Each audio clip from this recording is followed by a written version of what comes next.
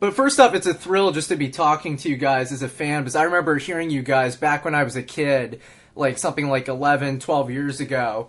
My dad first heard about you guys through the Laird Hamilton video, which had Isolate on it. And my dad played that album constantly. So, like, to my knowledge back then, you guys were, like, one of the biggest bands out there in the early 2000s, like, at least in my reality as a kid. And I always loved that album as a kid. But then as I grew up, I was like, I looked up Bender on the internet, and I'm like, I don't see anything. I just see the album and not much else, unfortunately. So it's cool to actually find out now more of the story behind Bender. But, so I want to take it back to the beginning of Bender. How did Bender first form? You can go ahead, man. Well, like Tim and I we're both kind of from the old metal scene. No, not probably like the first hair, like I guess what you'd call hair metal when we were coming up. We weren't out and out hair metal guys, but we kind of found each other when we were. I think I might have been 21 or 22, and he was, I think, 19, and I was in a band, and he came to see it. So we met each other, and so basically we tried to put projects together that entire time. I think with Tim, I found somebody who, to me it was always about, writing a song or demoing a song, and he was into the same kind of thing where he was interested in writing songs, and he was probably the only guy that I met who I thought was good, who seemed to have the sensitivity and toward what a good song was, and we seemed to have somewhat similar tastes. Just kind of worked with him. I mean, if we just got together and tried to write something, I kind of found my other guy, I guess. So that really is the origin of Bender, where we were just together trying to put together, trying to find a singer we could make music with and trying to put a band together. So that's, we were in like a heavy metal cover band, and we were just kind of looking to make a move into into like an all original band. Does that make any sense? And that's kind of a tough move in Milwaukee. Like Milwaukee was, and really still is. It was then, and then we had this break around the time that Bender got signed, where it was like a live, original kind of thriving music scene on the east side of Milwaukee. But in like, well, I guess it was like probably the late '80s when Matt and I met, and it was kind of a cover-oriented thing. So there were a few happening kind of scene bars where everybody was all dolled up, and the bands were, flipping their hair around and stuff, Mm-hmm. So, and we knew that we ended up in kind of a cover band, kind of fitting into that scene, and that was what immediately kind of led into Bender. So that was kind of the band right before that. But yeah, so even when we met, we were kind of doing a cover thing, but we were off to the side trying to write music, and we knew that that's what we wanted to do.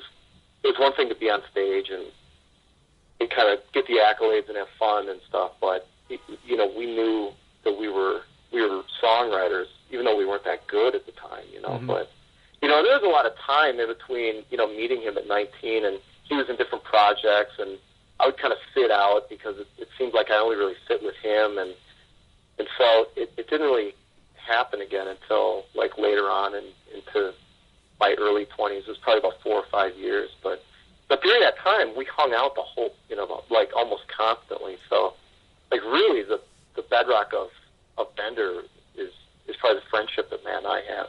Mm-hmm. Yeah, and then when we got Kent was definitely when they had a local radio show here on Sunday nights where they would play original music, and so you always listen to that, and it helped kind of create a scene, get your song played on the radio, and we had all heard, me and Tim both had heard this guy Kent in a band, and to me, he was by far the best voice that I heard, and he seemed professional to me. Like he seemed, I guess when you write songs, you're always constantly analyzing, and to me, he sounded like he knew what to do over the music.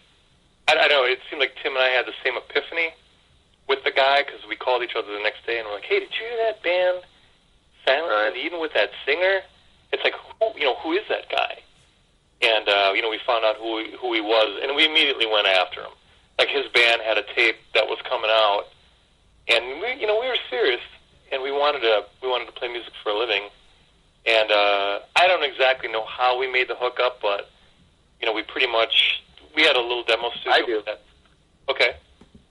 Yeah, there was a local recording studio, and there was like this building that had a recording studio and a photographer who took all the band pictures in Milwaukee, and the building burned down, and there was a benefit show. So the band that Matt and I were in at the time, this kind of, again, kind of a probably about 60-40 cover band, like Matt and I were doing a lot of writing, but kind of lost because the singer wasn't, the guys kind of weren't into what Matt and I were trying to do. And so we knew we had to make a change. And so we'd heard Kent, and there was this benefit show. And I approached him. And I still remember his response. The way we got him was we told him we wanted to have him come out to our studio. We had a little recording set up. And just seeing on some of the stuff that we were doing on the side. And that's how we got him in. And I still remember him looking at me saying, "Well, I love to sing." He came down and then liked what we did and quit his band, and that was it. Yeah. Now to give some more definition, actually, to your Wikipedia page, I'm curious, what year would you say Bender actually formed? It was actually it was in '95. Oh, in '95. That's interesting because that's when your first album came out. Even though obviously, I take that back because it would have been probably towards the end of '94. We met him, and we actually just kind of holed up in our studio and wrote and recorded. So we didn't play our first show out until Joe was done. I mean, we'd recorded it. So you guys started out basically as a recording unit before playing live, is what you're saying? Yeah. Yeah, and we knew the power of what the demo meant and what the tape, because I guess we weren't veterans, but just of being in and out of so many bands, and you got to understand, I mean, we lived at rock bars. We drank, we went to see original bands. I still personally have a collection of local tapes and CDs because that just was my world, And I knew that sometimes when I went to see a band and I knew their 3 or 4 song tape, and if I really liked it, it was really powerful, So instead of trying to go out, and I think we discussed this actually, where we thought, well, let's just make a record, I guess. I guess make the record and then put it out and then play our first show, So instead of I guess we didn't even know who we were, so we had to find that out, when the 3 of us got together and then wrote the songs, made our, I guess, I sounds kind of corny, I guess, but made the statement with the record and then came out. So yeah, definitely. It was a recording project, but it was very quickly where I think Kent liked the direction and said, "Okay, I'm in the band." So we're like, "Okay, let's make the record, we put it out, and then we play out." So before we even played a note, I think,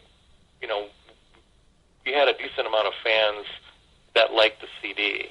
So, right. It was, in hindsight, it was kind of key because, really there was, I talk about the hair scene in Milwaukee. There's really kind of 2 scenes in Milwaukee: the West Side and the East Side. And the West Side was really kind of more of a metal scene, which is where Matt and I kind of came from, and Kent came from the East Side, which was more of I hate to say it, but more of kind of an alternative, clearly more creative, songwriting type scene, and we kind of rode the line between those two pretty well for a little while, and we were able to kind of draw on both sides of that. So with the disc out right away and kind of starting to receive some airplay even on the Sunday night show, which a lot of people listened to at the time, we kind of had a strong debut. And then shortly after that, then the local radio station picked up Headless Soldier, and then Lobster, and those both went into local rotation. Right. So to clarify, you recorded Joe in 94, 95. Is this considered more of a demo tape than an album? Because, I found some songs on the internet, and they sound pretty good quality, but it's obviously not widespread out there. So would you consider Joe your first album, or more of a demo tape? Yeah, I consider it an album. We approached it like an album. It's sequenced like an album.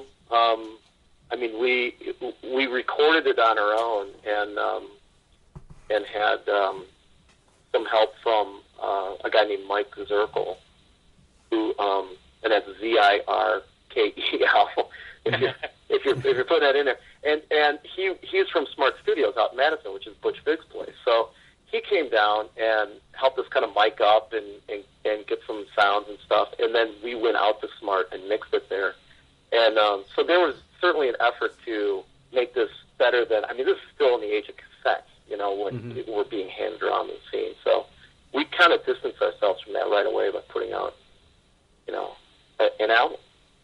Now, what took so long between Joe and Jehovah's Hit List? I know there's a couple of songs that are on both, but Joe came out in 95, and you would think that a record label at the time would have jumped on that, because grunge was still going on at the time, like Bush broke, and I'd say 1995, so you still kind of had that grunge, post-grunge. Why didn't you guys get a label deal just right away in 95? What took it so long until 2000? We had interest, didn't we, Tim, right away? Yeah. And keep in mind, 95 is Joe, and then in 98, I believe, is our homemade version of Jehovah's Hit List. So there's a few years, which is really for a non-touring band is a pretty long time. Mm-hmm. But to tell you the truth, there was kind of a crest that hit right away with two of the tunes, Headless Soldier and Lobster, getting airplay. And we were kind of riding high on that for a little while. To tell you the truth, to be honest, Brett, we kind of didn't even think about, we need to record another one right away. We hadn't played, so we spent several months kind of getting to know each other through songwriting and putting these tunes down, and then started playing out, and then became a pretty good live band, and that's a process. And and then there was some early interest from Atlantic and I think Epic, and they came out and saw us a little bit. At the time, we were kind of pretty hit and miss, sometimes live a little bit. Mm-hmm. So I don't think we're, and to tell you the truth, we were pretty green, so there was, whatever it is, and they come out and they don't see it, they just don't see it. They hear it, but, it just wasn't there at the time, so we went back into Joe. Right. I was going to ask you guys about how you were as a live act in the 90s, and you just kind of described it. What type of venues were you playing during the period in the 90s? Was it all Milwaukee? Did you guys ever leave the area? Well, Matt, we barely left Milwaukee. We played maybe Iowa. We played Chicago. We'd go down there and make kind of friends with some of the bands that were there. There's a band called Simple Simon. So we play shows there, but I think we just didn't have, and I don't know if it was ever talked about, but we didn't really, and we probably should have tried to play more regionally, but we didn't really do that. It was just all about the recording and then playing in Milwaukee. And then, even after we put out Joe, I think we had Angel Dust pretty fast after that, and we started playing out. So it was always, we always had our mind's eye on the writing, I guess. Mm-hmm. But in terms of trying to develop ourselves regionally, we didn't do that, For us, okay, we'll play Chicago every once in a while, but it was pretty much Milwaukee, I guess in hindsight, maybe we should have. Did we ever play in Minnesota, Tim? Did we ever? No. That later? No, we really didn't. And this is also a time where, now, around the time when we started, I don't want to leave it that we were hitting this live. And at times we kind of were anyway, depending on how much we drank. Well, yeah, and just I don't want to cut you off, Tim, but Kent, you have to know Kent Kent is sort of, and I hate to say this, maybe I shouldn't say it, but he's kind of like a Jim Morrison in reincarnation, where he likes to improvise, and when he's on, he's fantastic. But when he's not feeling it, he's a little less than fantastic, you know. So we were actually, like in terms of live, it could be we could go way out on a limb on something and never kind of come back, you know. Or sometimes it would work great. So we weren't.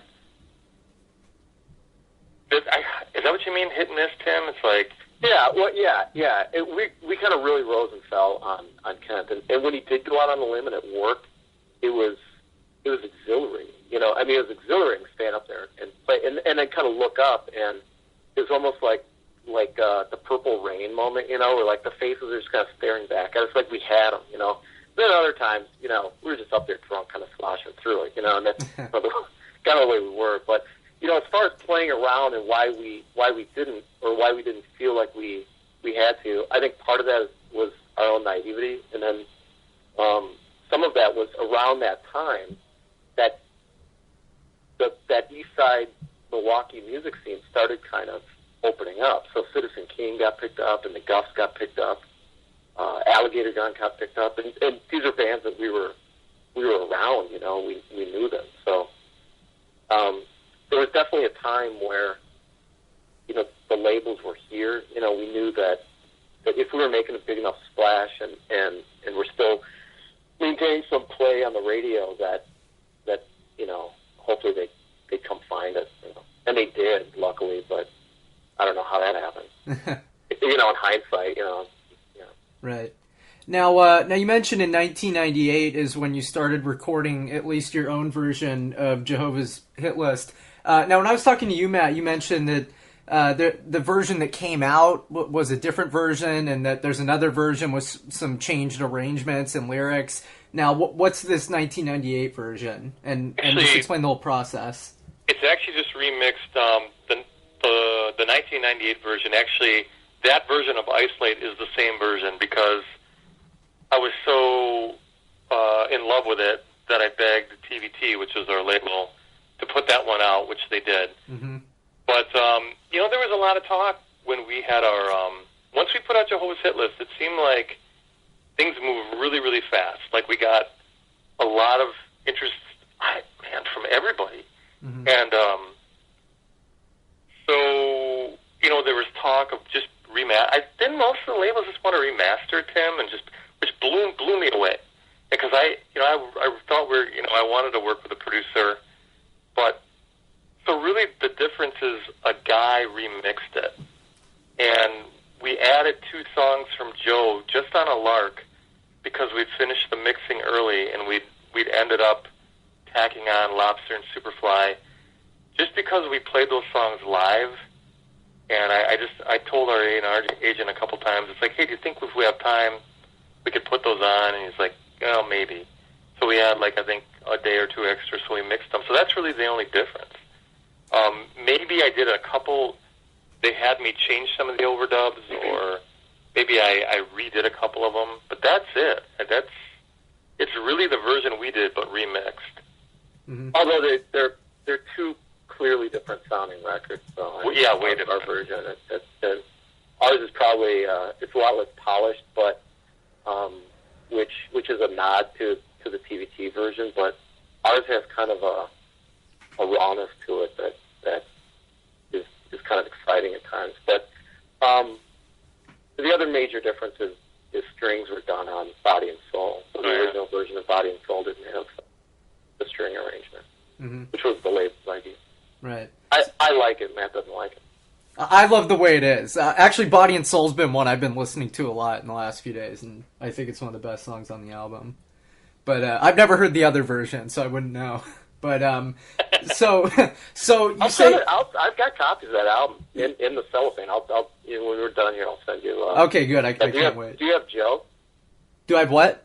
Do you have Joe? No, it's impossible to find. I was actually looking online for it. I'd never even heard of it until I think maybe a year or two ago. It like popped up that you guys had another album, and I was like, awesome. So I went all over the internet. I didn't find it anywhere. Obviously not to purchase, but then recently on some Russian download site I found it, but none of the files worked. But I think a couple of the songs are on YouTube, but that's about it. There's no way for anybody to get Joe.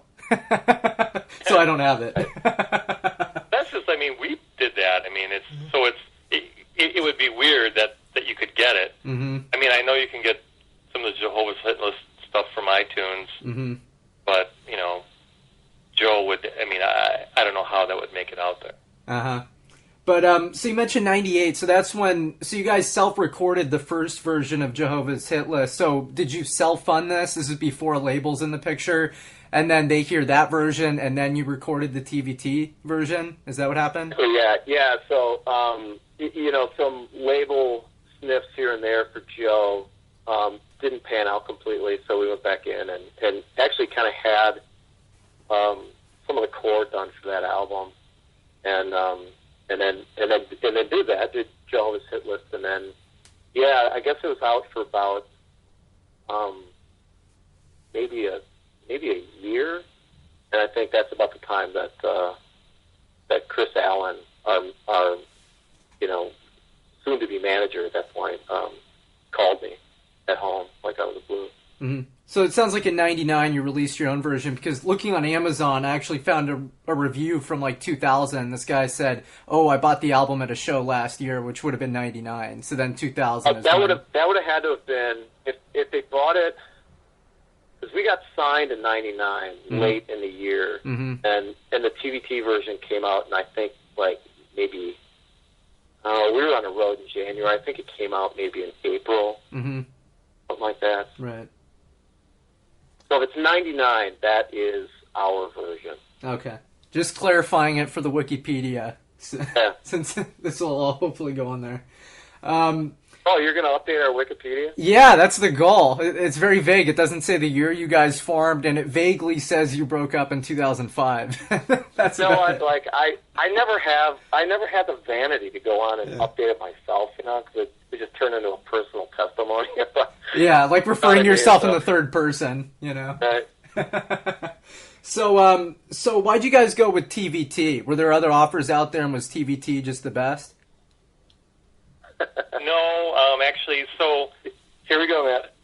okay, so this is what happened. Like, so actually, Chris, I kind of talked to our manager, Chris, first. He actually went on to big things, like he, whatever. I don't know if he wants us mentioning him. I don't know.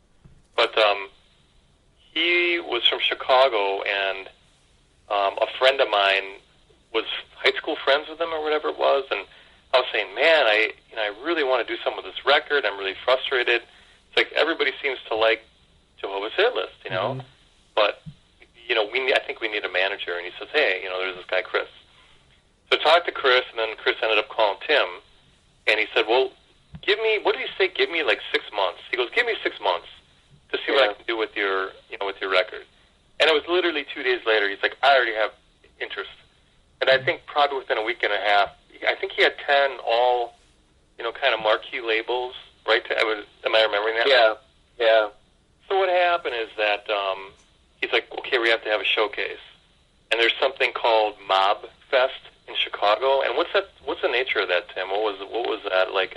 It's kind of like a mini South by Southwest minus all the Hollywood influence now, So it's truly a meeting of the labels and everybody just banging it out for them. So and we had everybody there.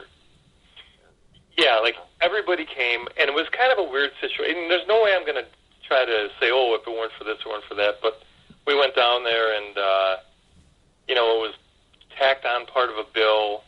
We really weren't in control of like the PA situation. We went down there. I thought we played good, but basically the feedback was like, hey, they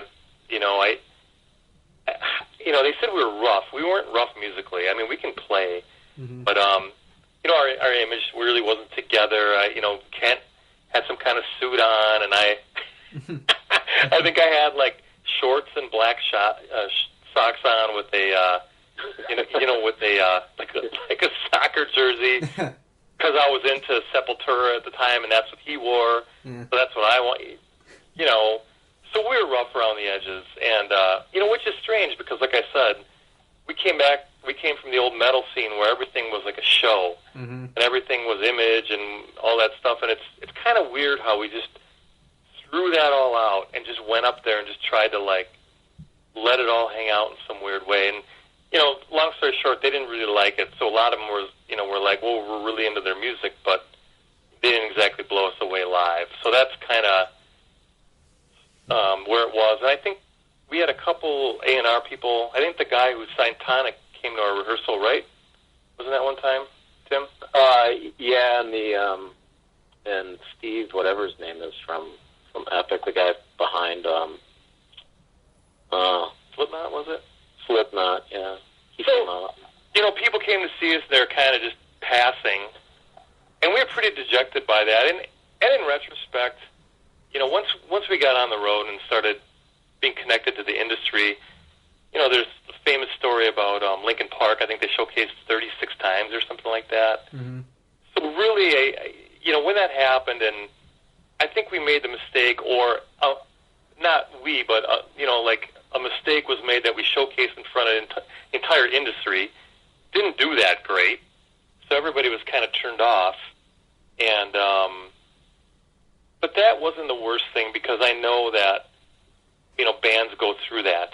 You know, it's not every time that you know, a label's interested in a band and they go there and they're, you know, absolutely convinced that the band should be signed. So TBT ended up, I don't know how they became familiar with Jehovah's Hit List, but they came to one of our shows in town, and you know, it was kind of like the snap of the fingers, where the guy was like, "You guys are great, I'm signing you." And you know, we thought about it, and you know, there were concerns about if TBT could really break an artist, although they did seem to have a lot of names, like big names on their roster, and they had 9 Inch Nails and everything. But I think, Tim, do I want to say they were just really the only ones who wanted us at the time? I think right at that moment, like, they were the ones that were kind of giving us the full court press. So when they came to the Globe, which was kind of our home bar on the east side, and that was a showcase we insisted on. We're like, no more of this mob fest shit where we're just going into hostile territory. Like, they want to see us. They're going to see us on our territory, in front of our crowd. And those shows by that time were really, really electric. So we knew we could pack the place, and if we did our thing in front of our own crowd, like, we knew that any label that was there would get swept up in it. And they did. Like, that night, he was like, "Well, I'm fucking signing you guys." So, you know, as far as like the mob fest, as far as our image, like all that, like one of the common threads they'll run through probably our whole story is kind of timing. You know, this is kind of like the you know, the post-grunge thing, you know, Yeah, so I was going to say that. It became very fashionable for everybody to not have any kind of look, you know, just kind of wake up out of bed and go do a gig, or at least look like that, you know. And we kind of got pulled into that a little bit.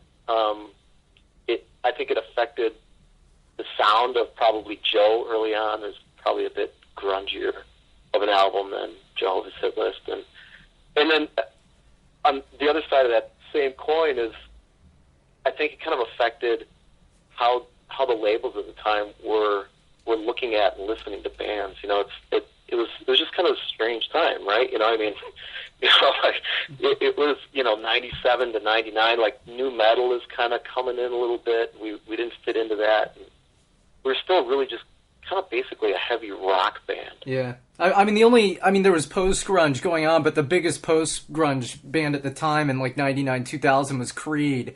And there was kind of a backlash with Creed, even though they were popular. It was just kind of a strange period that you guys released the album. Like, I was thinking about it a week or two ago. If it had come out in like 96, it would have done well because it would have still been at the tail end of grunge. But if it would have come out maybe 5 years later, it would have sounded really different, you know? Yeah. But it just came out at a strange time. I totally agree. Because, like, yeah, around that time, yeah, there was Creed. There was, you know, that wasn't us. I hope not. I hope we don't get folded into that. No, definitely not. You know, there was Green Day, clearly not us. There was Korn. There were all these kind of peripheral things, and we were a little bit of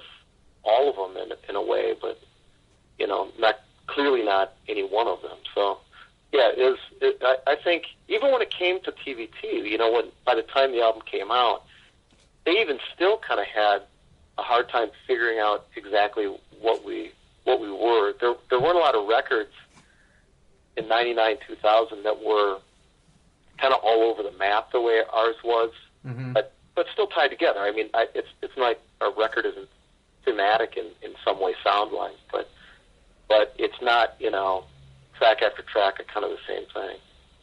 I think that even kind of confused TVT. But getting back to TVT, I just want to make sure the sentiment gets across. So, I mean, when they say stuff like "We believe in you," I mean that meant a lot to us, Right. especially after coming off kind of like the failure at Mob Fest, or if you want to call it a failure, I don't know.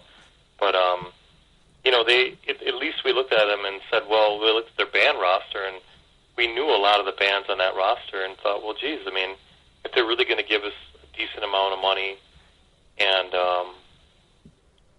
say, we believe in you, and we want you to be our rock band. I mean, I think we felt pretty good about it at the time, actually. Yeah.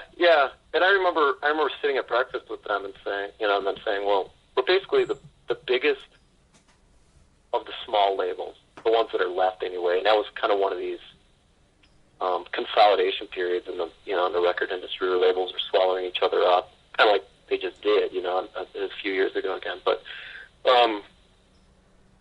and them kind of pitching themselves as this boutique label where there's a radio department, there's a licensing department, there's publishing, there's all these things, and they can kind of take care of us. And then actually, I remember Lenny, our A&R guy from the label, saying that he was told by the president of TVT that we're going to be TVT's Stone Temple Pilots. I thought, well, that sounds good to me. Sounded good to me. Yeah. Yeah, they're one of my favorite Actually, bands. in hindsight, it sounds even better now. That sounds good to me right now. I know. But Still sounds good. Yeah. But getting back to the album, I just wanted to run through some of at least my favorite tracks and get some of the stories behind them. First off would be the first song on Jehovah's Hit List that was also on Joe. What's the story behind Superfly? Should we tell it? Yeah. It's actually pretty specific. It's very well.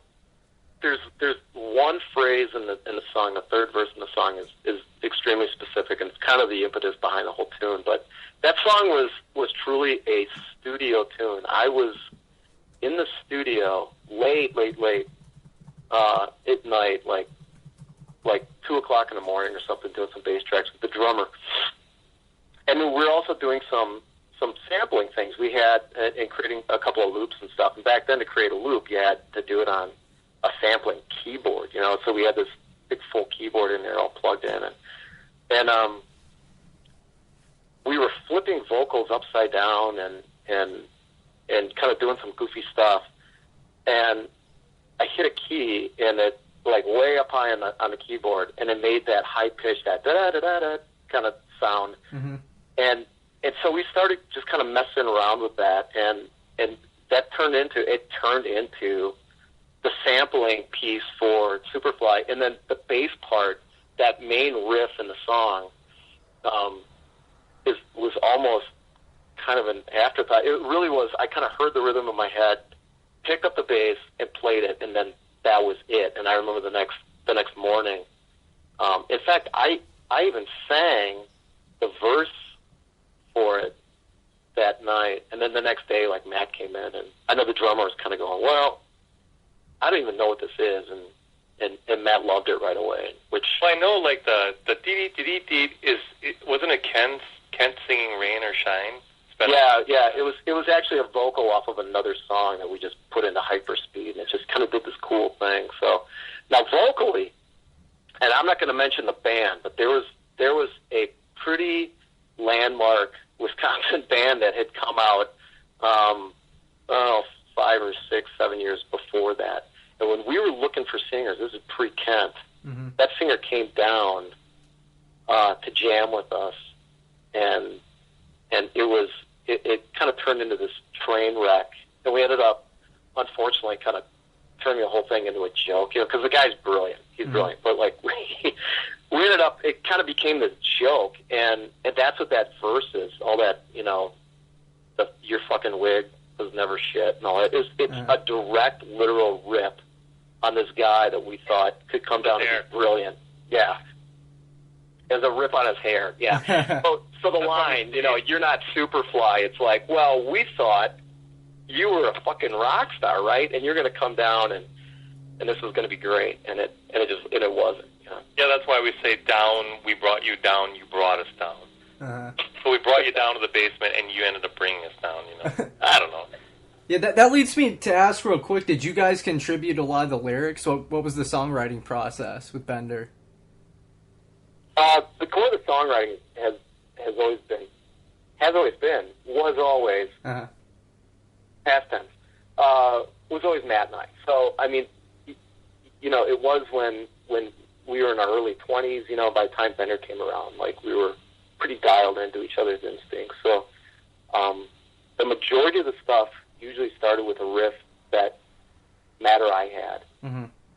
Sometimes kind of a completed idea, but most of the time it was kind of just a seed of a thing, and then we would just jam it out live. And then whatever Kent came up with vocally, melodically, kind of shaped where it went.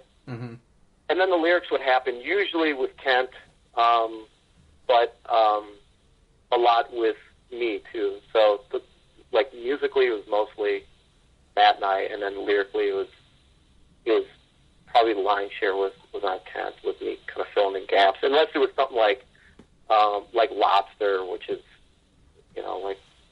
like all the goofy stuff is what I wrote. Now, getting back to the Jehovah's Hit List songs, the next one is the song that I thought should have been a huge hit, Isolate. What's the story behind Isolate? Well, that's Matt. I actually wrote that, like, I used to have this idea that I used to write songs while we were working on other songs. And I can actually remember exactly how that was written. Like, we were working on something, and I just started playing that opening figure out of the blue. And I remember Kent, like, kind of like perking up and jamming. He's one of those guys that always chewed tobacco or whatever. He jammed that in his cheek. And then he started singing over it, and he sang the opening. And then I was like, wait a minute. And then I recorded it. And we used to practice Monday and Wednesday, Friday. So we had that on Monday. I remember this. We had it on Monday. Then we came back Wednesday, and I said, hey, I got more of that song, Kent. Let's just do that. So we played, I think, basically on the spot, we wrote the entire thing until it went to the da-da-da-da-da-da-da-da-da part. And then I was stuck, and I said, Tim, I'm stuck. He was like, well, how about this? And then it took you, like, 30 seconds to come up with a da-na-na-na-na-na. Well, it's 4 notes. Yeah. It shouldn't take long to play 4 notes. And I remember going, I don't like that. And then about 10 seconds later, I go, wait a minute, I like that. So then we did it, and then when we recorded it, because we'd always demo everything right away, we didn't have the breakdown part. And while we were putting it down, I think I was sitting there just kind of strumming that. And I said, what do you think about this part, you guys? And like, all right. And then so there was no vocal over that part, so we just said, all right, well, it'll be the song up until the da-na-na-na-na-na-na part. And then the breakdown, and then we'll just do a chorus on the way out. And so that was really it. And I know, like, so we used to do this. We used to practice Monday, Wednesday, Friday. Well, we cut Friday's practice off, I think, around, 8:30 or 20 to 9, because we all wanted to go out. We were young men and wanted to drink. So the great thing I remember about that time was demoing, like, a song and then driving to the bar, cranking it over and over again. And so when we finally had that song, I think the demo was really good of it. Yeah. And I knew we'd had it something by then. Like, when we had that song, I think we were delaying, now that I'm talking about this, we're delaying recording Jehovah's Hit List. Jehovah's Hit List. I kept thinking we didn't have enough songs for it. I think when we finally had that one, I'm like, okay, let's mix it. Like, we were ready to record and mix it. So it was basically a song that came out of thin air in about a week's time. but the actual time spent was very short. You know, Monday it was the intro, Wednesday it was up until the da-na-na-na-na part, and then on Friday I think we demoed it, and I just that Saturday we slept. Yeah. You know, a funny, actually, an interesting thing about that tune is that what he keeps calling the da-da-da-da-da-da. That part right before the breakdown where it kind of changes, and Kent is singing Isolate over it. That part, if you tap your foot along to that song up to that point, it's all a set tempo. And that part, when we realized when we set, you know, you record to a click, right? And so we set the click to the tempo we wanted, started writing the song, and then when it came to playing that part, it was like da da da da da. It's like, well, shit, this part doesn't work.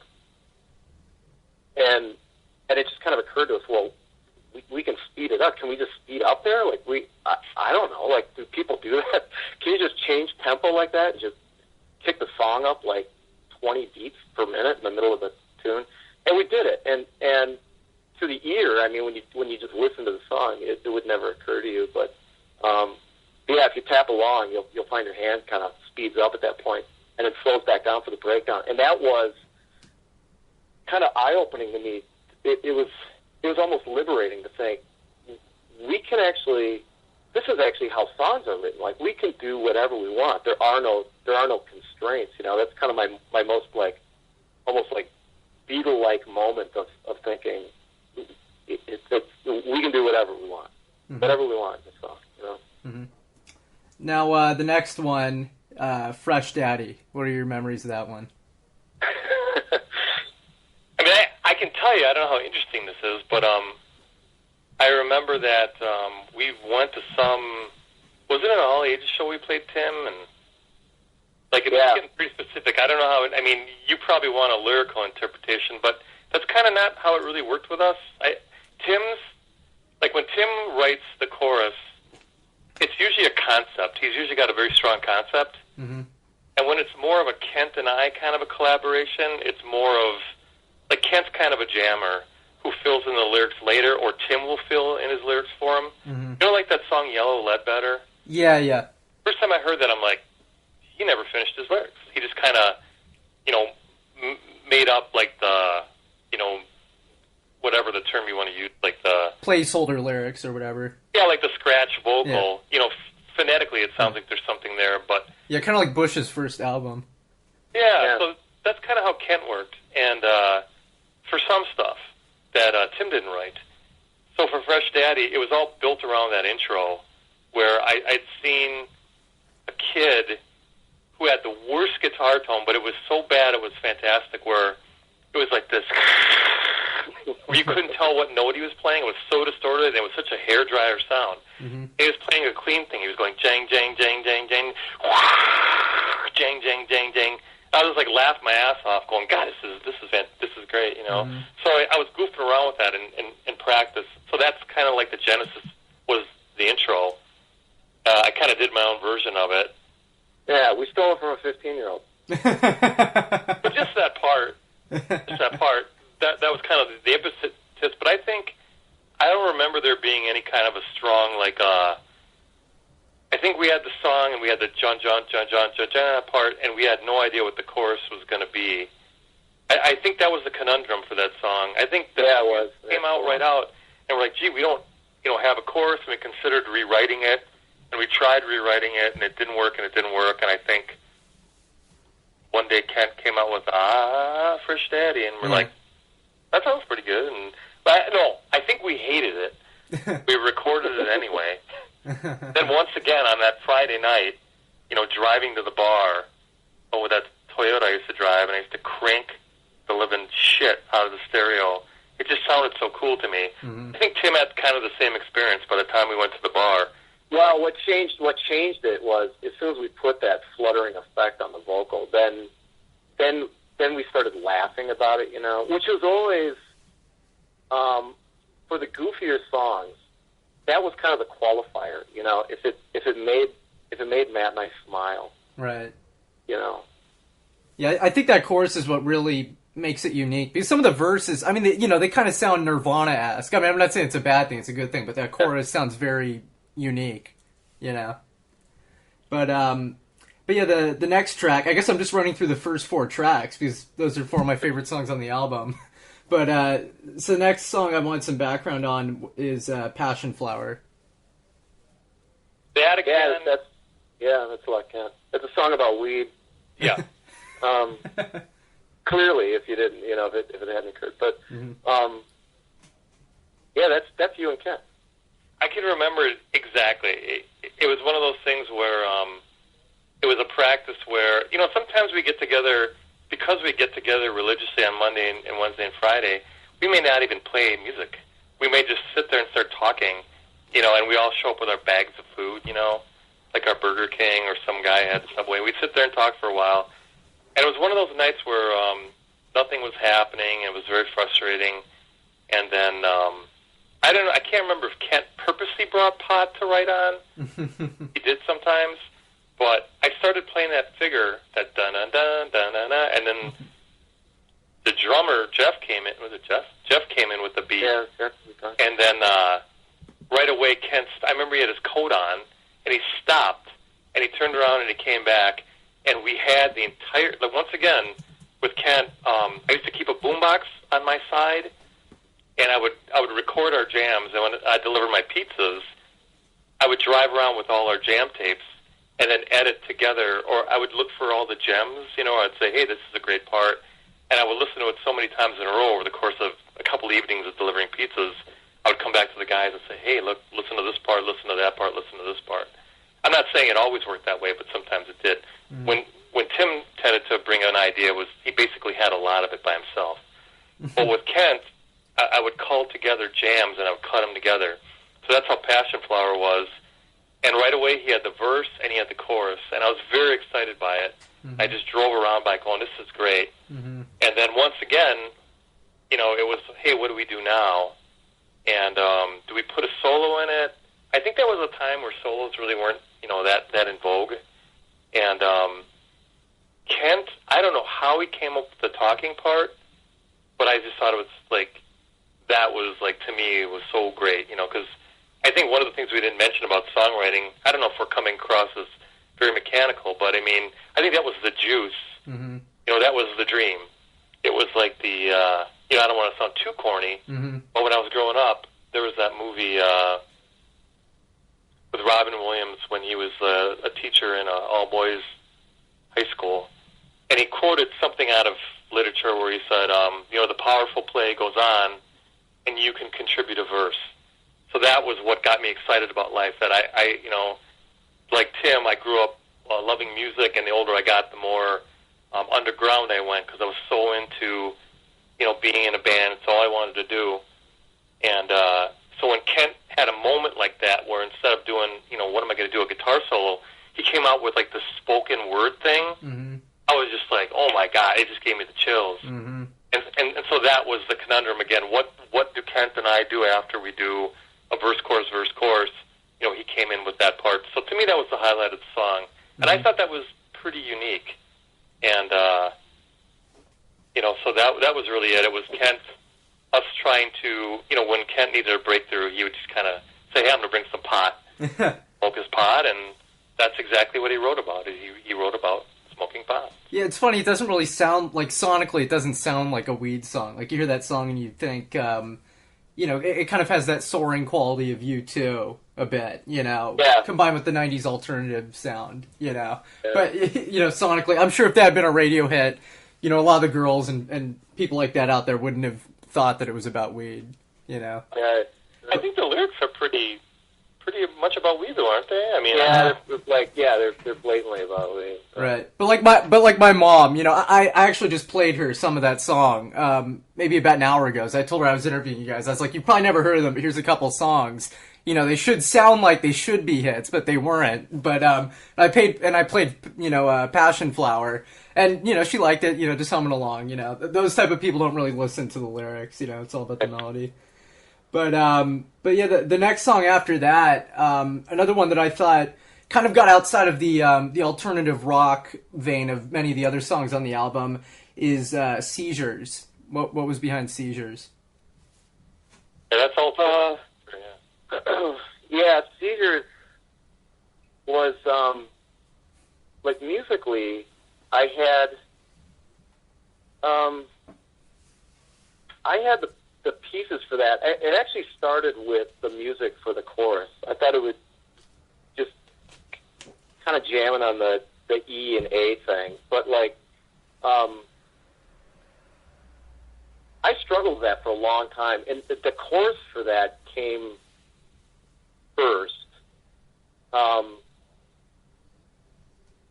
Man, I don't know. Holy crap! I don't remember. Matt's got the affinity for remembering every little. Well, I remember that. I remember it was there's some songs where basically Tim, will sit there and get a guitar sound up there, and he'll say, "I want you to play this," or he will either play it himself. Like a lot of times, he will play it himself, and then I'll replay it and do my interpretation of it, or depending on how tightly he wants it to his idea, I guess. But Seizures was. I don't know. I just remember that you had the song, and I was very excited about it. I think the thing we didn't like about it is that, and I hope I'm not offending you, Tim, but I thought, didn't we have the problem where we didn't think the chorus was going along with the rest of the song? Well, yeah. Well, musically, it just started with playing the two notes of the chorus, okay, and jamming that. And I just thought it was kind of cool, and the verse thing kind of happened, and I like kind of the soaring, rising, falling thing of the verse, with the ends of the lines going up and kind of resolving in kind of an uncommon way. Yeah, because what actually, like, you don't hear on the records is Tim really used to use like a gigantic distorted bass sound a lot live, but that kind of didn't make it to the record though. And so when you said you started with a two-note chorus, that's right, because you'd have like that super overdrive. Yeah, it was all started out. Like shaking the building, and it's like, wow, that's so great. So now I do remember that is how you started it. Yeah. But yeah, the one thing that's still that there are parts of that song that still seem unfinished to me, and part of it is the kind of the concept behind the chorus. The actual melody and lyrics of the chorus were kind of an afterthought almost. It just kind of finished the song, and that kind of really wasn't our norm typically.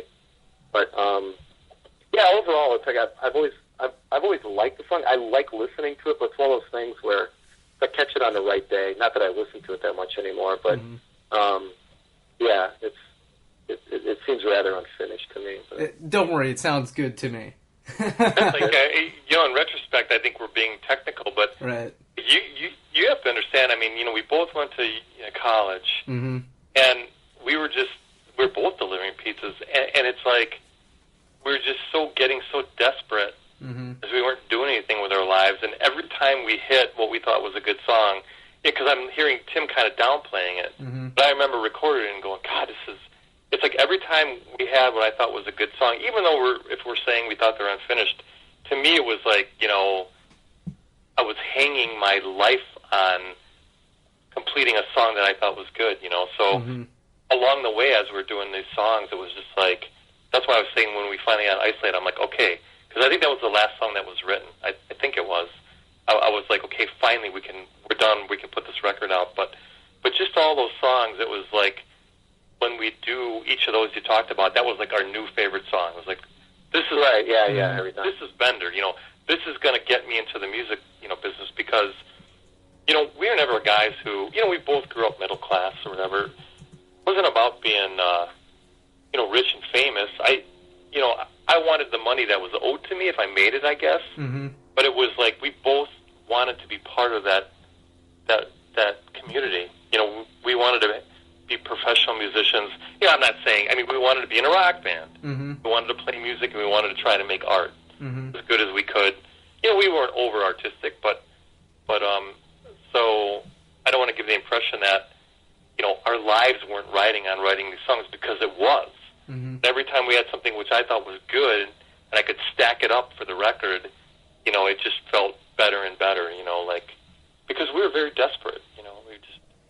We really wanted to get somewhere, with with the records. Yeah, all artists are really. I've seen interviews with Billy Corgan. He was talking about writing Siamese Dream, and he was thinking, "I'm going to kill myself if I don't write a great record right now." So it can be pretty intense. But it's funny. It's like that doesn't necessarily mean writing hit songs. Right. It's always about writing what made us happy. Right. So that was always kind of the end game. But like going back to Seizures, that was one of those tunes. I mean, there were songs that like, we've got these weird quirky tunes like Sharon Stone or Dig It Boy or, not so much Dig It Boy, but the Fresh Daddy, Lobster, kind of these oddball songs that almost write themselves, and we kind of giggle our way through them as we write them. And then there are kind of the straight rock tunes like Angel Dust and Isolate and Passion Flower. But when it's like every once in a while we would stumble onto something like Seizures that seemed different to me. Like nobody else, like it seemed to me, at least in our scene, nobody else around here in that city that could have written that song, and like all that, save up all that's real, and the way those verse lines resolve or don't resolve or whatever it is, it's, I guess I pinned some higher expectations on the song. So when it came out kind of just being a regular rock tune, that's kind of still what bothers me. Although I will say this, the ending of that song is probably the most clever ending on the record. We're just kind of shifting through a series of, at times, like unrelated chords as he just kind of sings the same thing over and over again. Right. Well, my favorite ending of a song is the next song I want to ask you about, which is Body and Soul, which we talked a little bit about earlier. That song really sounds to me like, you guys really pushing it the furthest you did on the album. And that, like, listening to that song makes me sad you guys never made another album. As I hear that and I'm like, wow, they could have gone in a direction like that on future albums. But explain the full story behind Body and Soul. Well, that's also Matt. So before he explains it, thank you for saying that. Because a lot of times, I'm glad you say that, dude. Because I've always been really, really proud of that song. And anything that was kind of a little bit more left or right of center, on the album are kind of, I think, our best moments. And that's kind of really what we were. Like I said, it wasn't like, here's a track, here's a track, here's a track. It's really an album, But that song got singled out in a lot of, we were metal enough to be written up in some metal rags and websites and stuff. And that song always got beat up, Like if it wasn't for, this ridiculous pussy track with the strings on it, then be solid record, and it always kind of stung a little bit. It's like, man, that's one of the more musical songs on there. It's like, it probably, I think Matt's best guitar work on the solo on the thing. So. Yeah, especially to me, like like I said, the last minute of that song, it just really hits a level of, sonically that I just really love. And that's the one song on the album. I mean, obviously every song in music, is rooted in the Beatles, but that one really reminded me of the Beatles when I first was listening to it. I still remember sitting at Smart.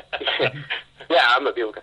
I still remember sitting at Smart Studios in the lounge, and the label guys came in, and the manager came in, and they're going through. We're just kind of listening to the tracks, which is always not a good idea. You're in there trying to be creative, and here's the label sitting there like eating sandwiches with you when you break, and lording over your mixes and stuff, and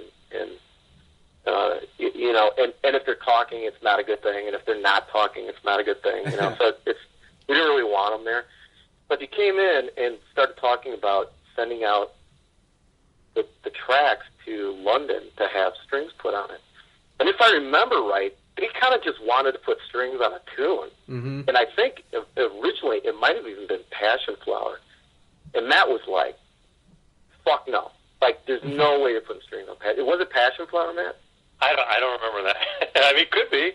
Yeah, it's like, I think it was Passion Flower. Like, we want to put strings on it. They're like, no way, that's not happening. So that ended up being Body and Soul. And I caved first because I thought I've always liked strings on tunes if it was done well. And like, I mean, you mentioned like Smashing Pumpkins. Like I was a big fan, and they layer all kinds of crap like that on their songs and effectively. So I was all for it. he came in to Smart with the first versions of what this guy Simon, whatever his name was in London, was gonna do, and it was like this cacophony. It was kind of funny, I mean, it was like this Beethoven symphony. It was like this Beethoven symphony over our song. We're like, is there a song in there? Like, what is going on? There's like, there's like this string quartet kind of seemingly playing its own counter melody throughout the whole song. It was really bizarre. And so we said, listen, we'll do the string. I'll tell you how that was fixed. I was complaining about it, and he was saying, well, why don't you just write out the chart? I'm like, yeah, great, I can't write out a chart. But when we were there was like a local band. Remember, they had about 7 or 8 horn players. Yeah. That there was some kind of like a would be a good example. They're playing like ska music or whatever.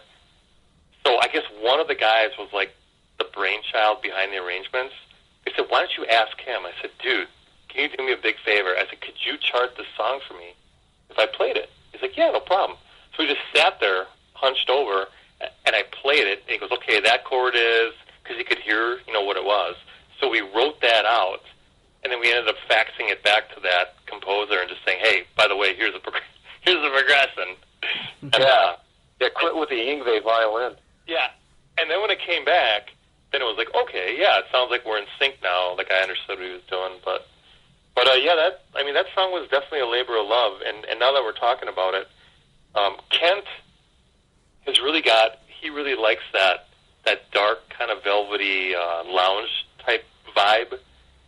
And we had part of that song, I think, before the chorus, which sounds to me like kind of like a more pop chorus. And I remember really thinking, do we use that chorus or we keep the song down? So I was thinking maybe we just keep the song down and put it on the, at the end of the record or maybe second last and just show that side. So that to me, I remember, was the dilemma. Do I put the chorus in there or don't I put the chorus in there? And I think we ended up putting the chorus in there, I guess. Mm-hmm. But yeah, I mean, Kent's ending on it is great, I didn't write that ending vocally. It's just, like the guy is just, he can be really inspirational. A lot of that stuff, Brett, was just, and there are a lot of spots on the record where, even the breakdown and isolate and I don't know, if I was looking at track listings, I could tell you, but a lot of it was, getting the core idea out, and then there was a gap in the tune, or to ramp up an ending, it would just be, all right, Ken, just go. And a lot of those were just him standing in front of the mic, and whatever came out of his mouth, we just committed the tape, and that was kind of it. So a lot of there's a couple, and I think there were 2 vocal endings for that song too. And I remember trying to decide because what we do is Ken would sometimes he'd want to take passes. So we'd have a couple tracks open, and he would take a couple shots at it, and then I do remember that there's a different way that he sings that ending, but I'd have to pull those tapes out, and I would, Mm-hmm. Now, before it's funny thinking, as Matt's saying, coming off as technical, Kent wasn't, and it was a nice counterpunch for us, So while we were thinking always in musical terms, he was thinking in real emotional terms. So when he would turn on, we'd turn on the mic, and he would just go, and he'd want the lights off in the studio. We're just staring at him through the glass in our recording studio, and the hair on the arms up. It was just like, he was kind of magical at times, really. Mm-hmm. Yeah, now, before I ask you about the stuff that happened after Jehovah's Hit List, the last thing I wanted to ask you about specifically is Angel Dust. What's behind that? I'm getting the feeling that Brent wants to hear, the concept behind it, but... Well, not even concept, just kind of the inspiration, because there's nothing on any of these songs on the internet. So I'm just curious to hear anything. Riff, like the wow, wow, wow, I'm pretty sure it was a Tim riff. Yeah. And, I think we wrote that about a month after Joe, so we started playing it right away. And that was another thing where I was like, geez, we're cooking. I thought, this is a good song. And there's that influence where we're influenced a little bit by the times where everybody was doing, low tunings. And I don't know, Tim, do you want to talk about it? I mean, from my perspective, I was always trying to recreate. It didn't really end up on Jehovah's Hit List. It more ended up, I think, in some of the demos. But, we go to these bars. There was a bar, Scerpella, in Milwaukee. I don't know if it was Esso. But, I wasn't really into dance music that much. But that's when I started to hear a lot of that. I think a lot of ex-metal musicians, would hear dance beats and eventually want to put heavy guitar over. But a lot of the parts for that song came from hanging out at Scerpella, where I'd just be, drink beer till I couldn't even see anymore, and just hear those kind of techno beats, and always imagining, I guess like a Pantera style guitar over. So I had a lot of stuff. I think Tim wrote the opening riff, and I filled in some gaps. I can't remember. Well, you came in. We actually had that riff for a while, and I would just play it every once in a while. The drummer and I, and you, we would just kind of jam it, and then we'd move on. And it's like, well, there's that. We got to get to that. And then you had the idea for the verse musically, and then that gave Kent something to sing on right away. So the verse came kind of quick. We had the chorus. It's weird. It's one of these songs where, if I remember right, you took the music from the chorus from something else, right? And we stuck it in there, and it just were like, well, we got this. So there was a lot of that happened where we jammed so much. I mean, we would play, at least on Fridays we went out, right? But on Mondays and Wednesdays, we would sit out there and jam for 6-7 hours and just play and play and play. And so there was a lot of spare parts for songs laying around, and we would just Frankenstein them together, and that's kind of what happened. So that was one of these tunes that took probably 3 months to get written almost overnight, So we stitched it together. It's like, well, here it is. This is great. And then it had that part, the breakdown, which I was kind of proud of, and actually getting back to it, what I wanted to mention, Brett, was on that breakdown from, God, now that I'm going down memory lane here, the breakdown from Isolate actually came from, so on Friday, okay, so we had practiced at 8:30 or 8:45. I could see Kent getting antsy, and I wanted to go out too. Mm-hmm. But we go out, and there's a place that we always started at. What was that called, Tim, with the brick wall? What was the name of that place? With the brick wall. Oh, the Vox. The Vox, that's right. And every night they would show the Rattle and Hum concert, and every time it went into the streets as No Name, the guy would, but the volume wouldn't be on. It would just be like the regular PA, and they'd play the music. They would crank where the streets would have No Name, and I mean crank it, so you couldn't even think straight, but it was so cool. And that's actually where the breakdown feel came from, because every Friday night I saw Bono do that same thing. But I think we must have been influenced by some of that, some of those. And I wonder if that's where the middle to Angel Dust came from also. Right. Like that big breakdown thing where you stand in front of people and you kind of break the song down. Mm-hmm. I don't know. Moving away from specific songs on the album, just a random question. I'm sure if you guys had gotten huge, you would have been asked this a million times. But why the name Bender? Did you regret it after Futurama came on? I've never really regretted it, except for the first few months that we had it. It was actually drawn out of a shoe. You hate to admit that, but that's actually where the name came from. We wanted to call the band Superfly because I thought it was so cool, but we weren't Superfly. I mean, weren't we Blood Red Tongue at one point? We were Blood Red Tongue for a show before Joe even came out. That sounds like a hipster band name to me. Yeah, and I pushed really hard for Queen Family Truckster, which is from the wagon Queen Family Truckster from the Vacation movie. Uh-huh. And you wanted Nana's wetsuit for some reason. I remember that one. Oh yeah, Nana's wetsuit. So go ahead. And we were all pulling, of course, like in classic band form.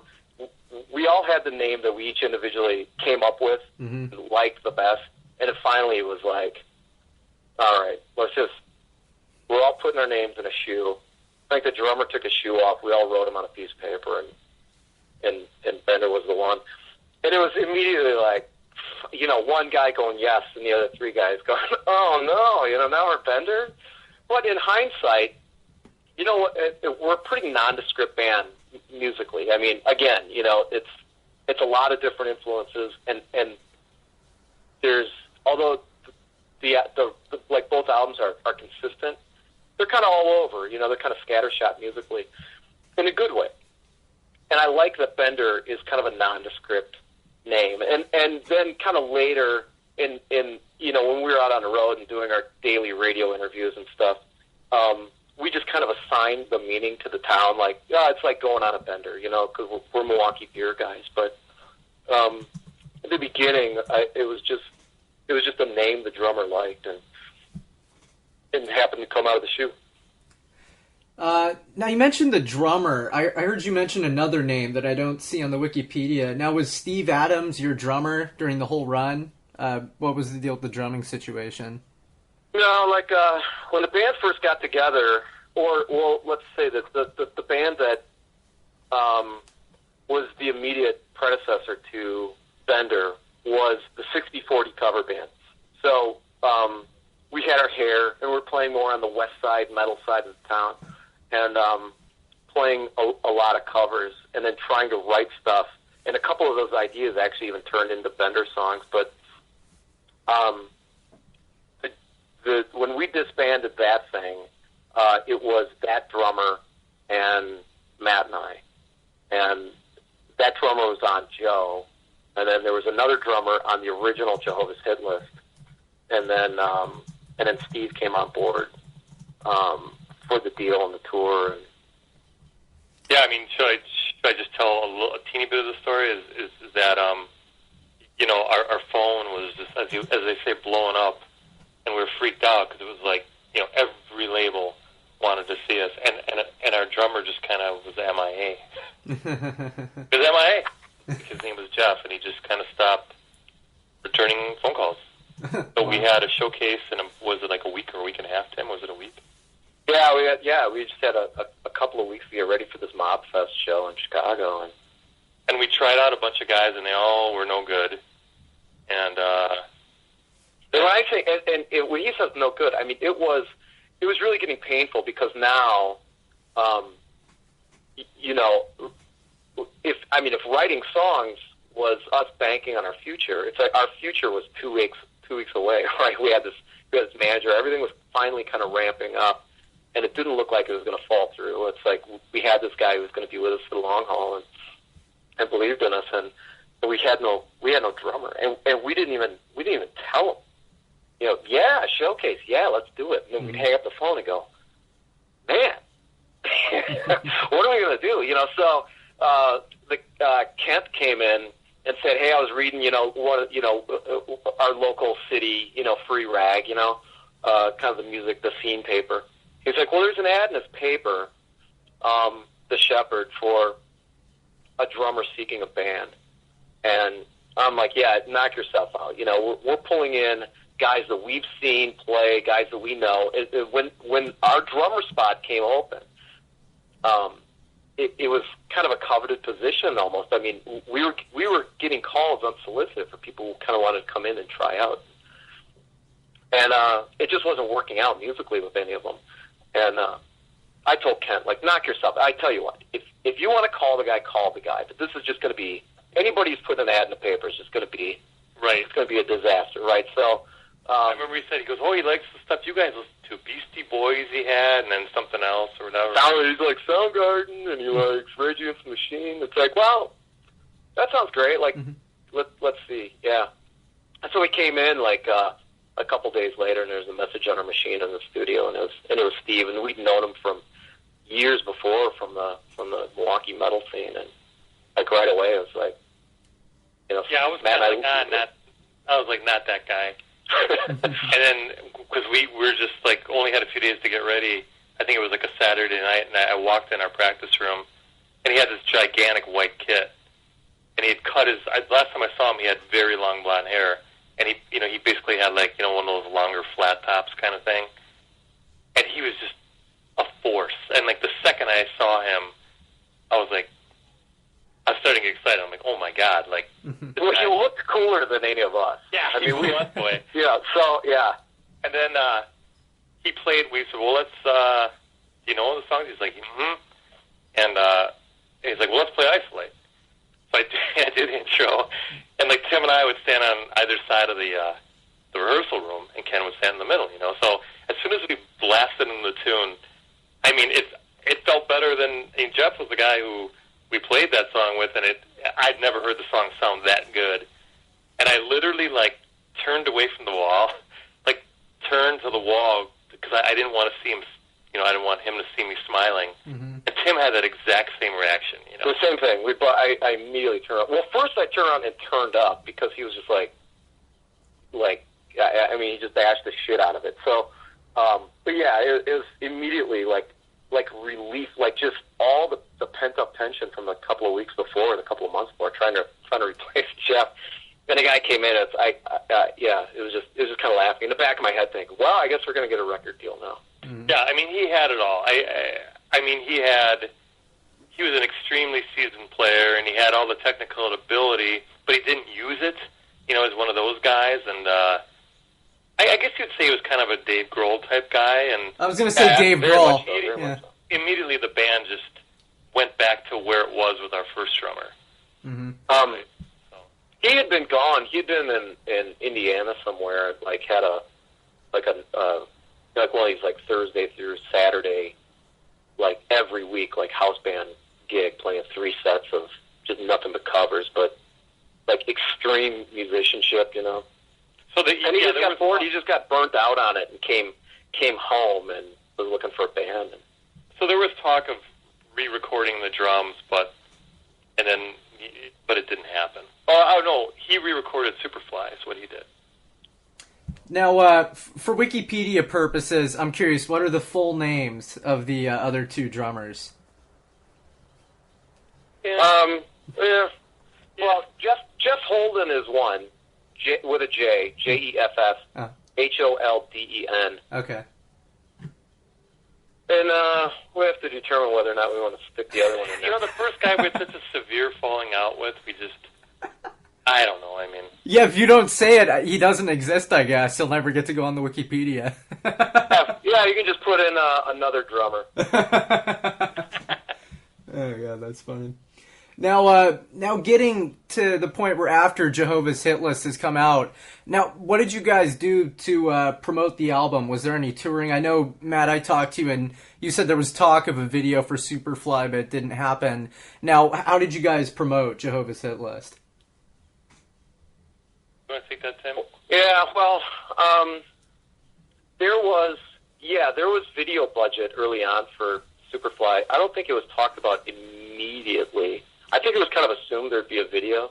Mm-hmm. And then when it came time to really discuss it, and there were treatments being sent in by different directors and stuff, we had 3 or 4 people who, kind of prominent people too, who were sending in treatments or scripts for the video, and they all seemed kind of foolish to us. What we really wanted to do was go back to our, and I told our manager this, we just wanted to go back to our rehearsal spot out in Milwaukee here and just put a couple stationary cameras and like have it be the video with maybe a bunch of women jammed in there or something, I don't know. But we didn't like this idea of us, drive around in a car playing inside a computer and some of this wacky stuff. It just didn't seem like us. So we kind of balked at it a lot, and that video budget ended up getting reallocated to God knows what, But So we ended up just kind of passing on it.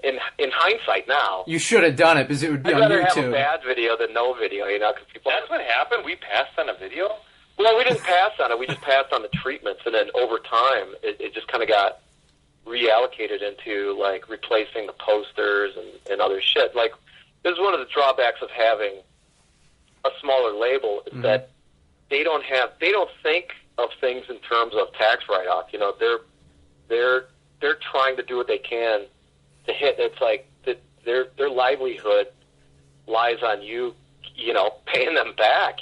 So they're not willing to just throw money around wherever. So, right.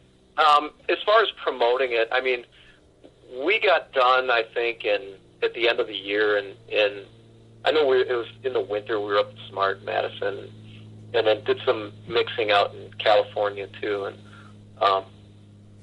we came back, and like just a couple weeks later, we were off on the road. Like in beginning of January, we got in a van and we went out to. I drove from Milwaukee like straight through to New Brunswick and met up with Queens right there and played with them for a few weeks. But yeah, as far as the promoting, I mean, that was really all the label. I mean, all we could do is put smiles on our faces and go play our guitars, I suppose, and they kind of took care of most of that. And to be honest, I think they did a pretty good job at it as far as like promoting the single. I mean, they blasted the shit out of it to rock radio, and it ended up charting on the rock radio charts. My issue, probably one of my main hang-ups with the label was that, or maybe it was us, was in their confusion as to exactly what we were. I think they had this vision that we were more of a metal band than we were. Mm-hmm. So they wanted to kind of break into like the new metal kind of like industrial sounding, straightforward hard rock thing. Mm-hmm. And that was Superfly. So the song that ended up being Matt, wheeling and dealing to get the tune, let's just throw this song on the album. Next thing we know, it's the single. It's like, well, like, holy crap, like, this is not a single. It doesn't even really have a melody, Yeah. So I think it sounds like a single. This is just coming from a fan, but I think "Isolate" should have been the lead single. now it's so in hindsight, like really what happened. So if you kind of want the story of the singles, like Superfly came out first, and it was picked up nationwide and did really, really well in some markets, like in the Denver market, and all throughout Missouri. It was, top 5 at 5 and all this. It was in constant heavy rotation. Mm-hmm. In other markets, it kind of, it didn't thrive. It didn't die. It was just kind of there. But it wasn't a song that drove people to go out and get the album. Mm-hmm. And so I think the one mistake is, anybody who picks up that disc, it's Isolate. It's got to be Isolate. That would have been it. So all the steam and the momentum and the push that they put into the first single was great. It was just the wrong single. Yeah. I mean, you go on YouTube right now, the Laird Hamilton video with Isolate has 7 million views. So 7 million people have heard Isolate off of that. And, it still doesn't make sense. And the Laird Hamilton thing actually was these things come up at the time, and we don't know anything about licensing the music. We just, we just think how much they're going to give us for it.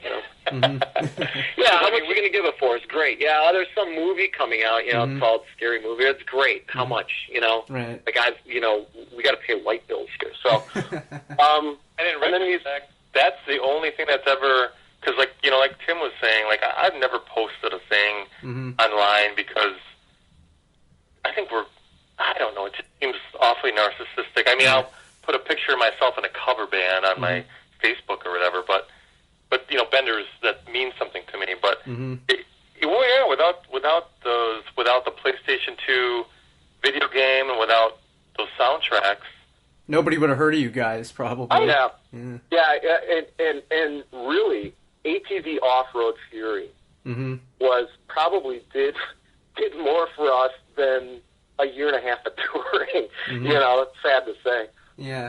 I mean, those things are. I mean, it's extremely impactful. So those are important things. And if you look at it all, they all grab Isolate. So that should have been song on the radio, we could have piggybacked all that momentum, and I think even that could have maybe changed things. I mean, if you have that kind of momentum on the first single, this whole thing could be maybe we'd still be talking to you with a different story, right? Right. So I think Superfly maybe is a novelty single somewhere down the road, but in my mind, I always thought it should have been Isolate. Passion. Yeah, I mean, but the thing is, we liked the song. I mean, we played it in Milwaukee, and it was just it was more kind of, well, we need that for the live set. Right. Was my thinking. It's like, okay, there's a lot of good stuff on Jehovah's Hit List, but we don't play it all. So, we were playing songs that we didn't even put on a CD. Like, we did this thing where we play our own encore song and lie about who wrote it. We wrote it, but we claimed it was somebody else. I don't know why we did it. But, yeah, so it just quite naturally, I thought, well, couldn't we just put Superfly because we're going to need it live? That's kind of what I thought. I don't know. Yeah. Yeah, I think the whole issue is you look at, like, what if the label, for Nirvana didn't put out Teen Spirit, as the lead single, or period, or like, SDP got Plush as a single, but what if they never got it as a single? Yeah, what's the story of Nirvana those comes bands? out with Polly as their single, it's like, and that's probably one of the more unique songs on the record, but on that record. But, right. and Superfly has got its charm. Sound doesn't translate into it. Right. Like, it's a really good song, but you got to put your best out. Even if Superfly was a single, Isolate still should have been. Yeah. Yep. But that's it was actually the second single. So and that story. So I thought they waited too long when, I mean, really the idea should be when one single is peaking, even before it starts to kind of crest, you get another one out right away, and they didn't do that. So Superfly kind of didn't hit, but did what it did and started falling. And then the discussion for Isolate came up, and it was like, yeah, great, So they put it out. They started testing it in radio markets, and program directors are coming back with their grading system, and the thing's grading through the roof. And they're talking like instant heavy rotation. But it kind of sat and sat and sat. And by the time they got it out to the labels, it was, I think, late October into November. And at that point, all the Christmas singles are coming out, or for the Christmas release albums. And in 2000, that was, U2. It was U2, Green Day, Kid Rock. Were just, those records were all coming out. And so those same program directors came back to the label and said, well, yeah, it graded well, but we don't have room for it. All this stuff is coming out. Right. Now, you mentioned touring. You mentioned you played with Queensryche. What kind of touring did you do? You mentioned you toured the album for a year and a half. What kind of places were you playing, and what kind of bands did you play with? Well, it was Queensryche first. What kind of touring did we do with Queensryche? Brief. Brief. We got kicked off of that one. I mean, that was the one good thing we did do, is we did tour a lot. Maybe kudos to Chris. I mean, we had a good, what's it called, Tim? Touring budget, or what's the name? You have a name for that? Oh, tour support. Yeah. So we played with a lot of people, and we played in, I think, most of the states in the United States. So we actually, we did have some pretty good road dog, because it's amazing. I know some friends from labels, and gee, they're out there for 6 months, or they're out there for like 2 months, and that's it. Yeah. And I mean, we never got past the van, but we toured a lot. I mean, and we played with a lot of people. I mean, we kind of saw the rise of Nickelback. Played with them on their Leader of Men. Yeah, that's kind of an interesting one, actually. It was like one of the first real things that we latched onto after. Well, it started out with Queensryche, and it kicked us off after 2 weeks. But it then went to Nickelback, and I knew I'd heard of them, but I didn't know until they played Leader of Men. It's like, oh, that's these guys. So it was us, Nickelback, and then headlining was Three Doors Down, and then Three Doors Down took off with Creed, and then Nickelback kind of took that head spot because Leader of Men became a hit. And then they started blowing up, and we were still with them, and we were patiently waiting for our turn, and it never came. But yeah, we toured with them for on and off for months. Like we did a lot of shows with them, but we play Tonic and Disturbed. We play with Papa Roach, Sugar Ray. Mm-hmm. Sugar Ray. Who else did we play with? Who's the band? Oh, Union Underground. That was a great tour. It was Union. It was Spine Shank. See, here we go again, getting paired up with metal bands. But it was us, Spine Shank, and then Union Underground. Mm-hmm. That was a rock and roll tour, man. That was. Oh yeah. I mean, because we're beer drinkers. It's like we're the kind of guys. Just throw us a beer and we're fine. We liked to talk to people. That's one thing I loved about the road. Is I liked the atmosphere. I liked when the show rolled around, and we didn't sleep much, but it didn't matter. And I had my amps, I had my guitars, and I just liked meeting people. And I think we're guys who always talk. We didn't hide out at all. We'd play our set. We'd come walking around.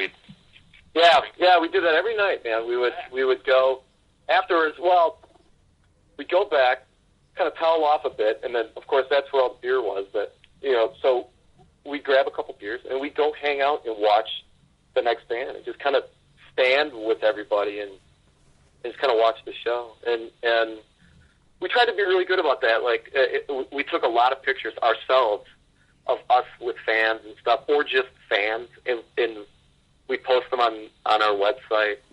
We personally answered every email that came in and stuff. So we tried to be, we tried to have a little bit of a personal touch because it. I mean, we're social guys. I mean, Kent is more of an artist type than we are, but we were just me, Steve, and Tim.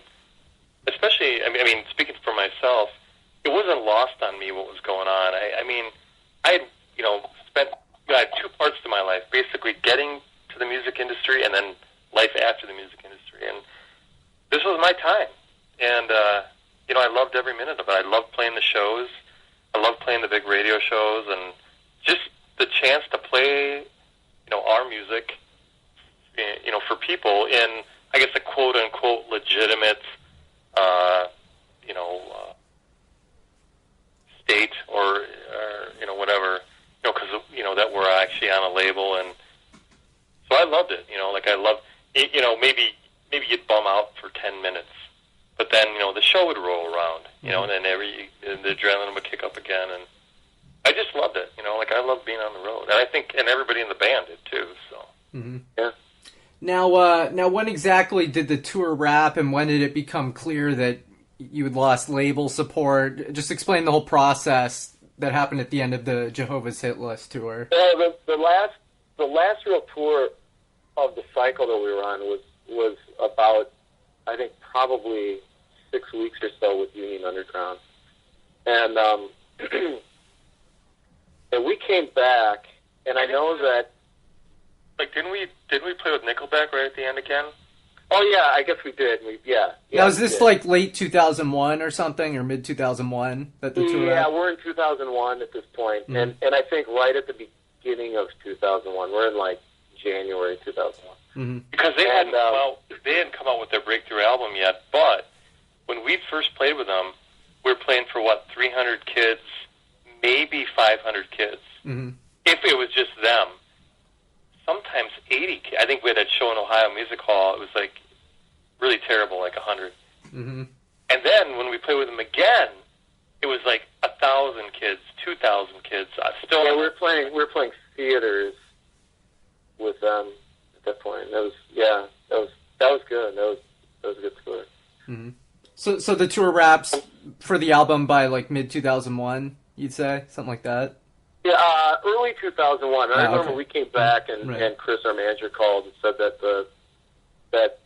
that our promoter and the label and him were trying to put us out with Chevelle, and who had a new record at the time. And I thought, well, this sounds like a band probably more so than some of the others that we've been out with that we would probably gel with, like their crowd would get us, Mm-hmm. But we were kind of burnt out, and to tell you the truth, we were ready to write. Like the record, after Isolate failed, and they were kind of scrambling to put out.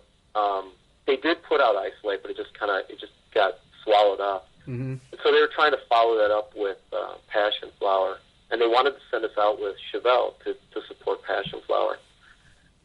And we just told them, you know what, let's just back off. Let's let Passion Flower do whatever it does.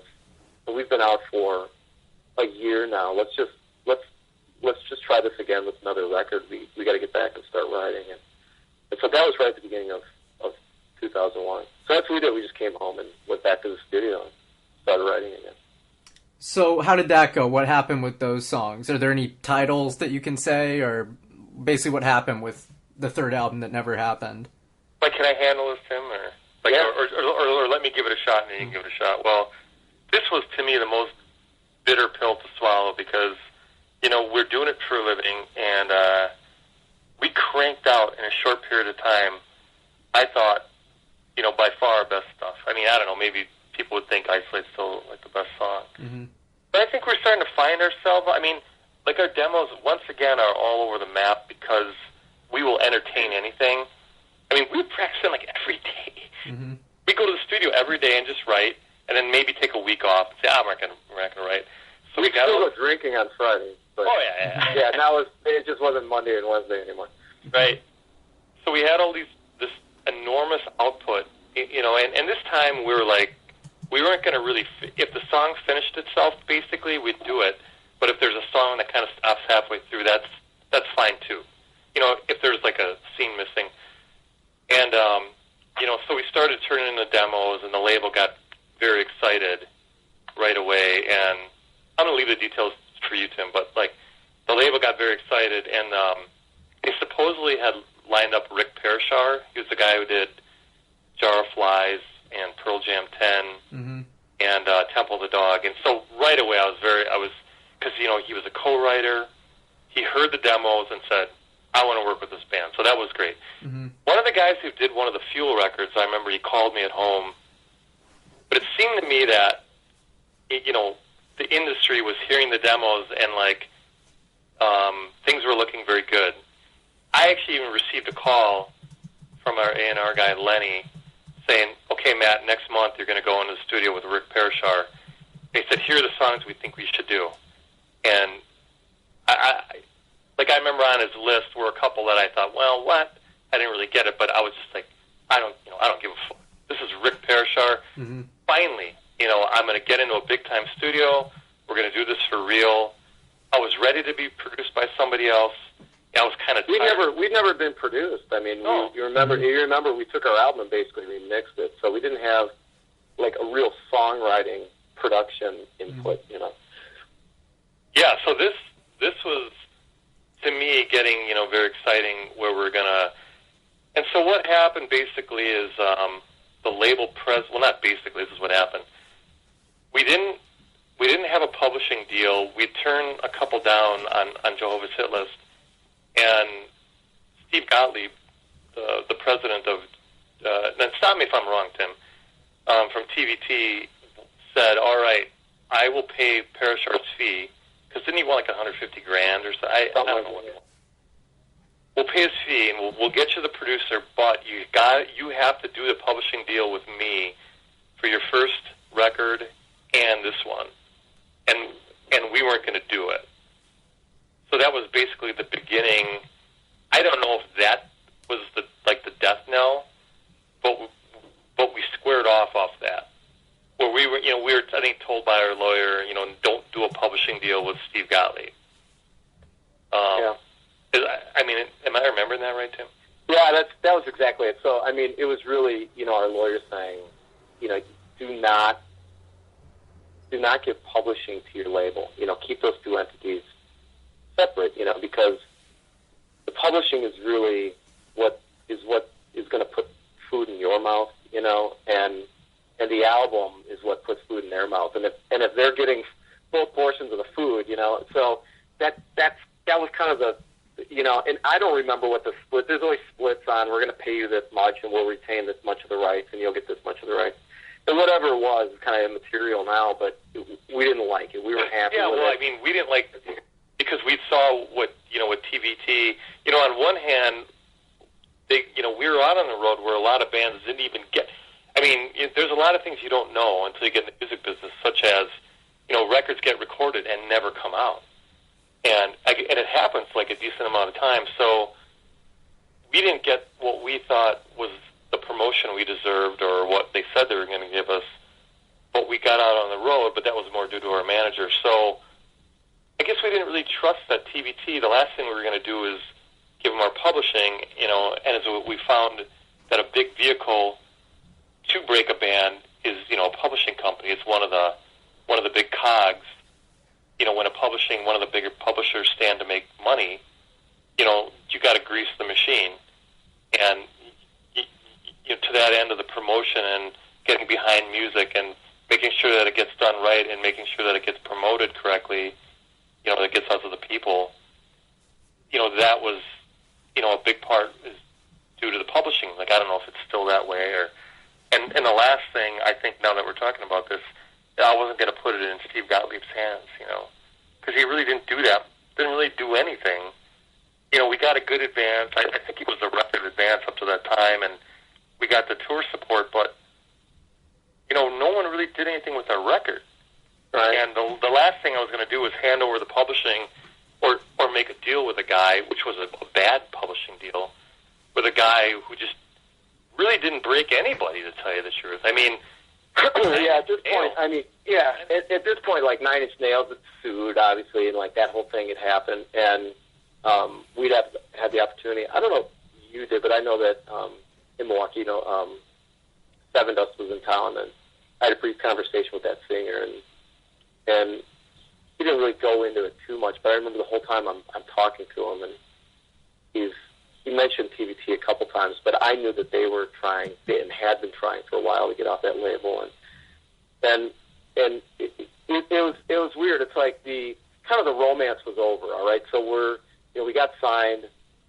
We're kind of looking at we're really kind of babes in the woods, and then we do our tour cycle, and the album comes out, and we're starting to kind of see things from a different perspective, and they, in my mind, had completely dropped the ball on Isolate, and a couple other things, and it's not all them, but enough that let's have some separation between us and the label. Let's not give them the publishing. So that became a take it or leave it deal.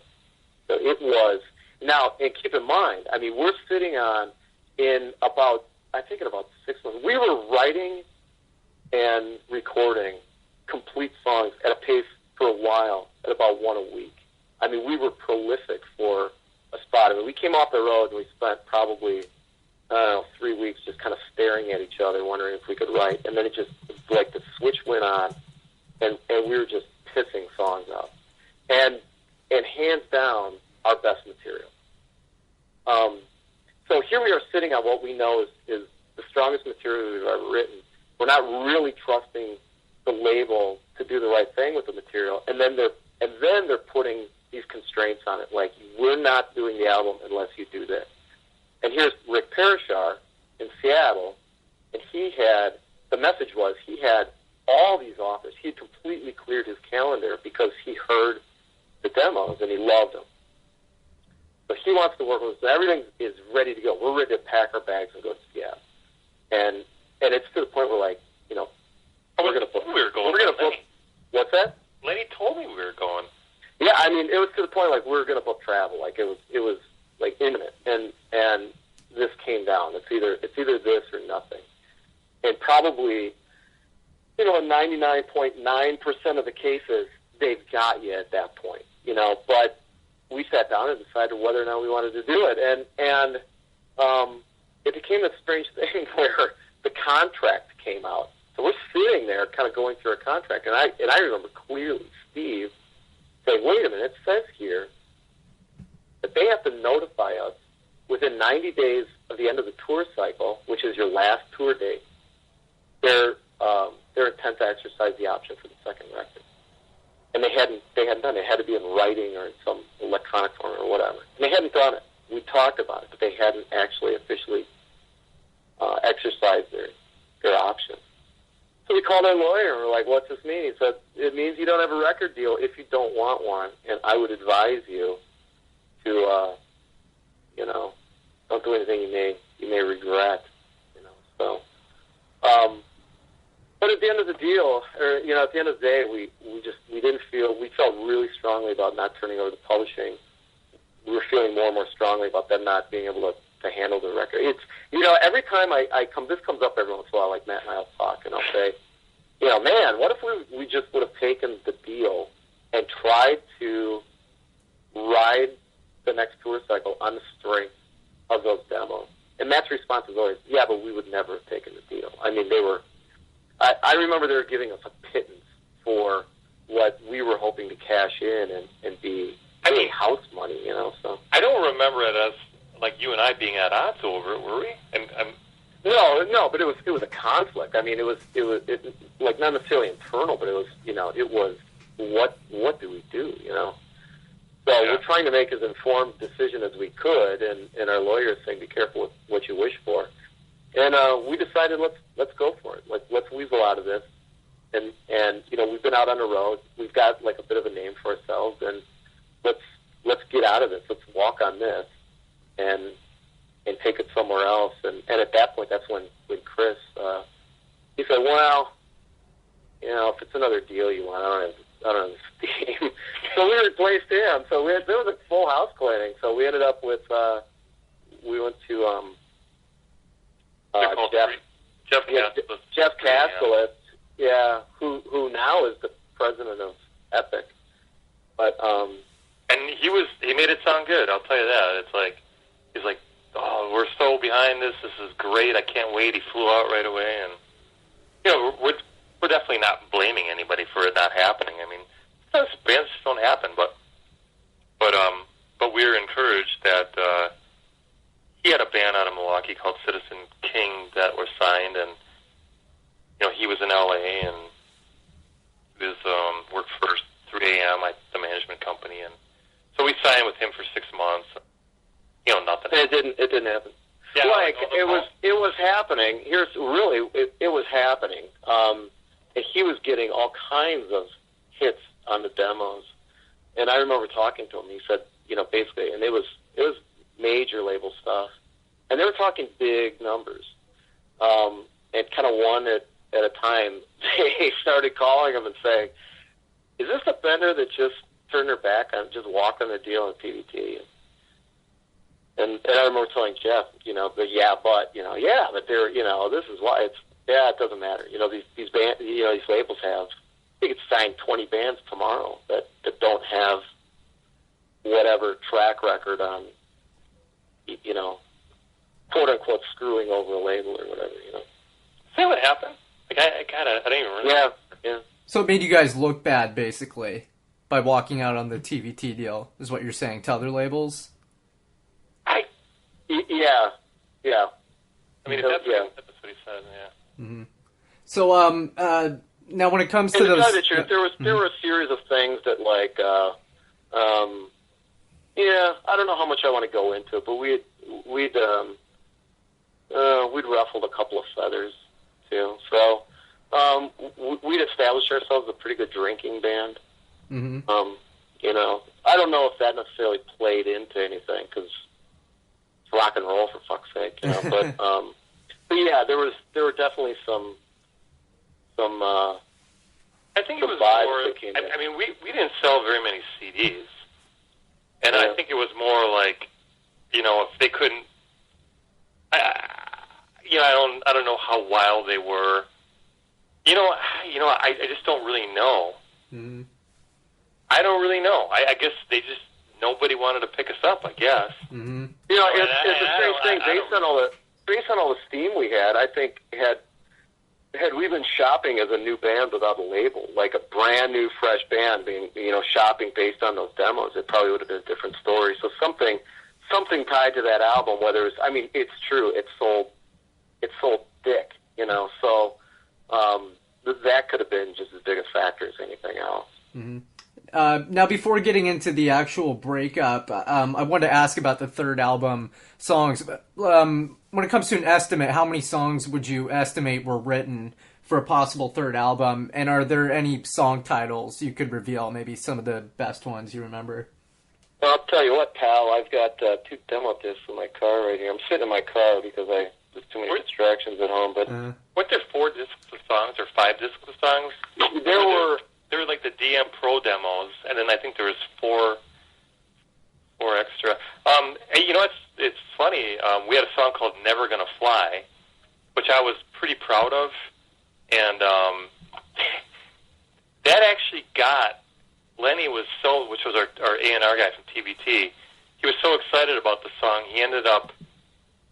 It doesn't appear on the National Lampoon Van Wilder is its soundtrack, but it's in the movie for 2 seconds, and I think they give us like $50,000 for it or something like that.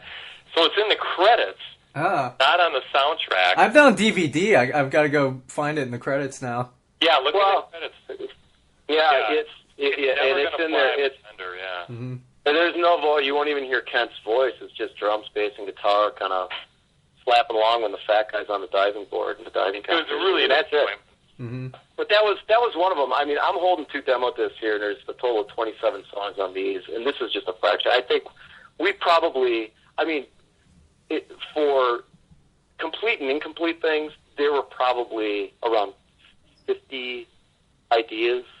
If not, and that might even be lowballing it. But I think for solid, I think these discs that I have here, I pulled off, I think, the strongest stuff, you know.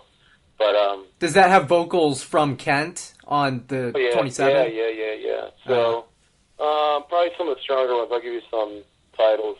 Birds Are Away. Let's see. This Love. When You Open Your Eyes. He already mentioned Never Gonna Fly. Life and Death. Probably. Well, yeah, that's actually on here. I've got it called Every Little Step. There's a song called, let's see, what else is on here? Suffer. Oh, let me bring this one up. We actually had a song, it wasn't very long. It goes, I say, whatever gets you. Oh, yeah. So this is like a verse and a chorus. And Brett, you know the show Rockstar in Excess? Yeah, I remember that. Well, the guy who took second, he's actually from Chicago, Marty Casey. He actually recorded one of the demos. Or we got some message saying, hey, we heard one of your demo CDs and really liked the song, and it's not finished, which it wasn't, and what do you think if we just kind of like get co-credit and we want to use it? So I was like, sure. Yeah, the Love Hammers. Yeah. So I just talked to the fellows, and so they put it out. So. Now, what's the sound quality sound like on the demos? Like, do they sound like demos, or do they sound close to complete songs? They're complete songs, and they're demos to the point where they're. I mean, by this point, we were pretty good at putting a mic in front of an amplifier and getting a pretty almost like record-ready sound out of it, you know. So our demos don't sound like Kids in a Basement, you know. They sound pretty solid. The songs are complete ideas in most cases. There are mistakes on them, you know, but I think a lot of people probably wouldn't even know that. And probably in most cases, if they're incomplete, it's because the lyrics haven't been completely fleshed out. But I mean, you can put the demos in and listen to it like an album, and it plays like an album, you know. Yeah, if I remember, my thinking anyway was just like it was more raw material.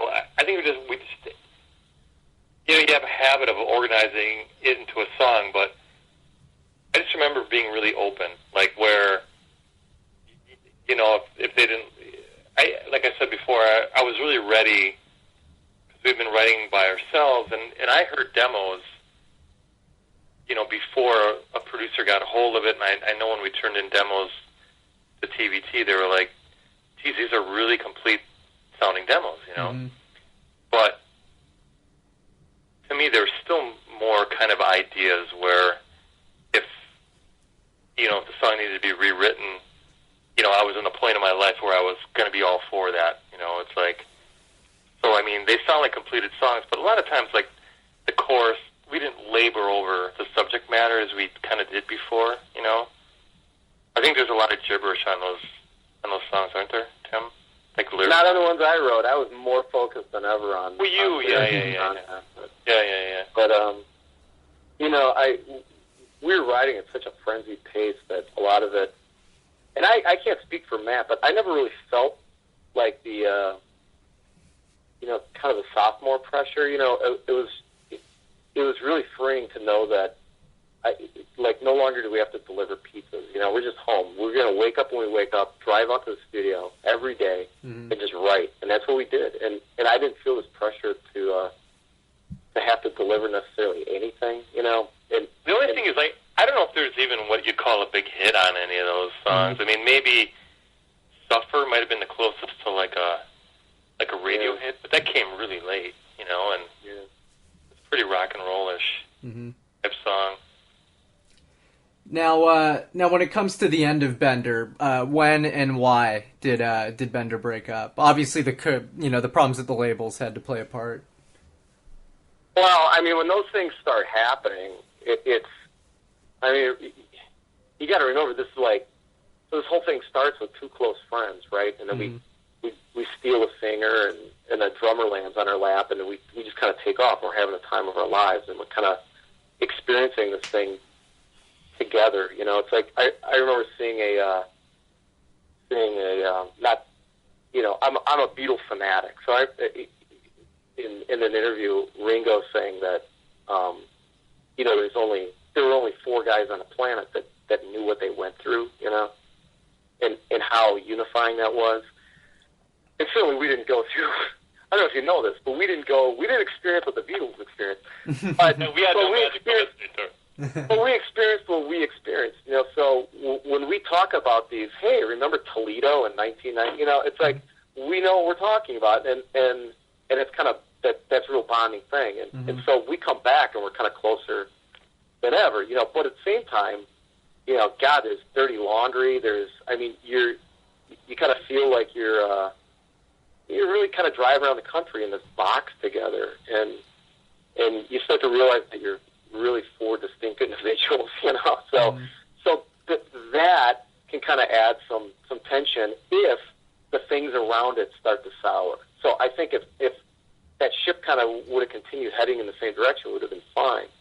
But everything started crumbling around us, so then all that's left is you're kind of looking at the same 3 other faces, It's kind of like, I don't know, the pressure, the tension, the kind of the disappointment, the crushing defeat after switching managers, walking on the label. To be honest, we took a huge gamble. We sat down and we looked each other in the eyes and said, do we want to do this with TVT? Do we want to walk on this? This is the only, right now is the only game in town, and we're walking on a sure thing, even if a shitty thing. And we went for it. And, after that, fell apart, and we did the deal with the new manager, and the labels kind of came and went. It was, well, now what do we do? I guess our options are we can go for a rinky-dink label. But do we want to do that? Or, now we're in our 30s, our early 30s. Things just kind of start to change. So, yeah, I mean, for me, the guillotine was definitely after the 3 a.m. fell through, where it's like, geez, Jeff's not calling us anymore. 3 a.m. is Jeff Cassel's management company, or was. And then finally, he returned our call. He hadn't returned a call for a few days, and he's like, I can't do anything with this, you guys. It's like, I think we're done. And at that point, it was kind of like if you're in the industry, they know who we are, and it's like, I'm not going to re-sign the same band. It's funny because, the things you find out when you're in the industry, I guess, is, guys were on their, second and third, fourth record deals. It's almost part of the process, you get a deal, and that's really not that big that's not really any big deal, it's like, because then you're competing with, Bon Jovi then.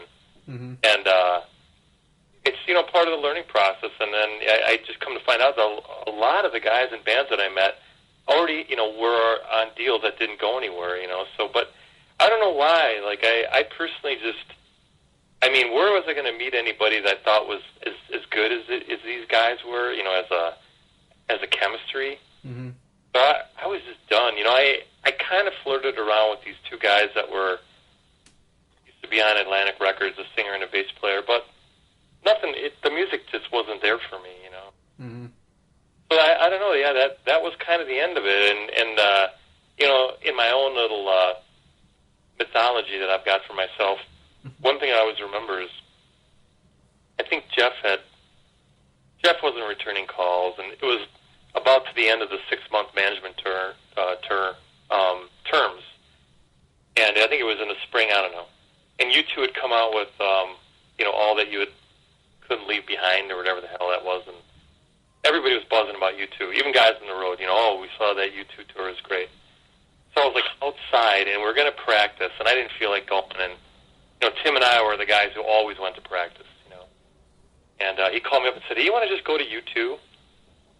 Let's scalp some tickets, go down there." So it was a great, you know, warm night or whatever. So we go down there, we scalp tickets, and like we're on the floor, and so Garbage was the opening band, and so we had a connection to Garbage because we knew Butch Vig, because we did 2 records at his studio, and he's a really regular guy, you know. And so Tim was like, "Hey, they're standing over there. I'm gonna go talk to him or whatever." I'm like, I'll just stay here, because so you know, he goes over, and after a little while he comes back and goes, "Yeah, they're really cool," and said like, "Congratulations, you know, to our record deal." And like, I knew we were out of the business at that point, you know. So it was really bittersweet, man. It was actually pretty terrible. It was great to see you two, because we were standing pretty close to the front, you know, and I knew we were finished.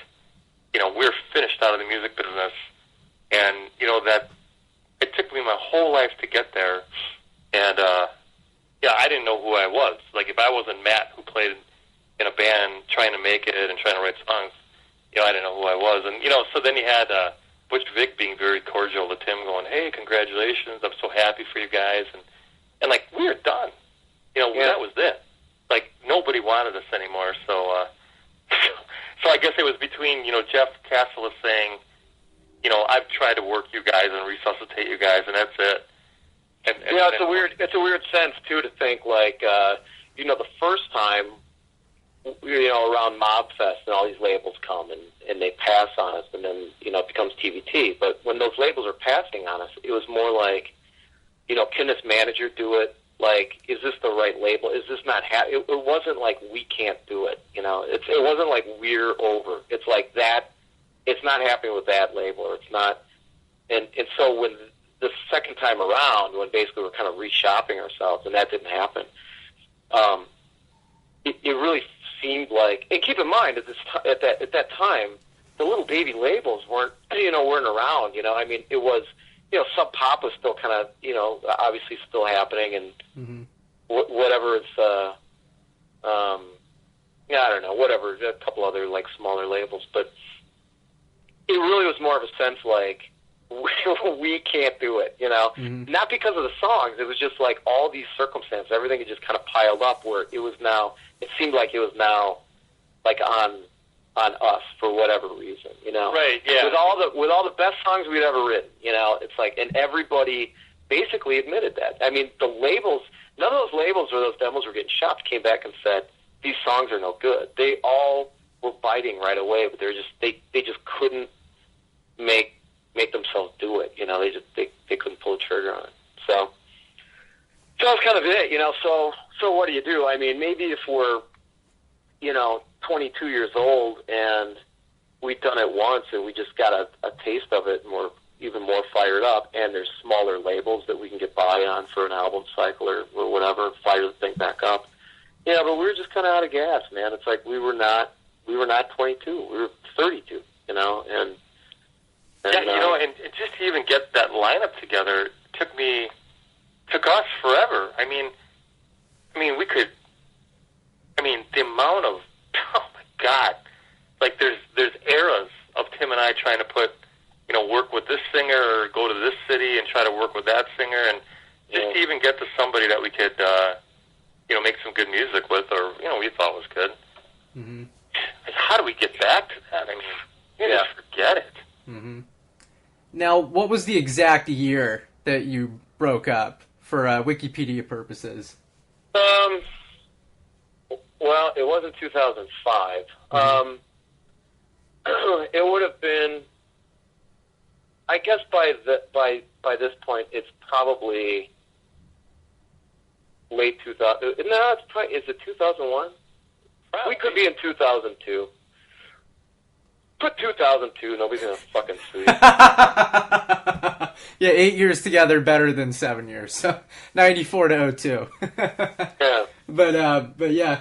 So then what happens after that? Where are you guys now? How'd you move on from the music industry, and how often do you still play music? So I'm gonna go first, Tim. Yeah. Well, I was definitely like depressed for about a half a year, where I was just, like I said, alluded to before. The only person I knew was the guy who wanted to be part of. I wanted to be a musician, and I wanted to do it. Like I was influenced by. It's funny. People ask me, and I just say, God, if I could just be like, once you get into the scene and you start to play out, you really start to love those underground bands, for whatever reason. Mm-hmm. And I thought, God, if I could just get to the level of like, a band that had that really cool song that nobody knew, but I knew about that song, Mm-hmm. Hey, honey, I'm sorry. Want to bed now? Okay. And that's about what we achieved. Mm-hmm. So, for about a year and a half, I didn't think I played my guitar for a year, and I don't know, it was just whatever. And then I thought, I'm never going back to the clubs again. And I didn't even like to go out because people want to say, hey, you want to join my band? And Mm-hmm. they say, oh, because when you get a deal from a city that not a lot of bands get a deal, they think you know something that they don't know, And I'm like, well, gee, I need those other two guys. I need Tim and I need Ken, so I'm not going anywhere. Mm-hmm. And, but then the itch came back. I started playing my guitar and I started playing in cover bands, which is where I started, and I played in like a grunge rock cover band or alternative cover band Mm-hmm. with like the quote unquote cool music, Mm-hmm. And by now I play out with anybody who I can play out with, Mm-hmm. do an acoustic duo. So I didn't write music for a while, but I have gone back to, I've got like 4 desktop folders full of iPhone ideas. Where I've got probably 3 albums worth of ideas. Mm-hmm. So that's kind of come naturally back. So I guess to sum it up, I was knocked down and didn't want to do it. I didn't want to have any part of it. And then it kind of just came naturally back. Mm-hmm. Started playing my guitar again. I started, going out to the bar and cranking my amp up and drinking some whiskey and having a good time, like what I started out doing. And then the writing portion came back.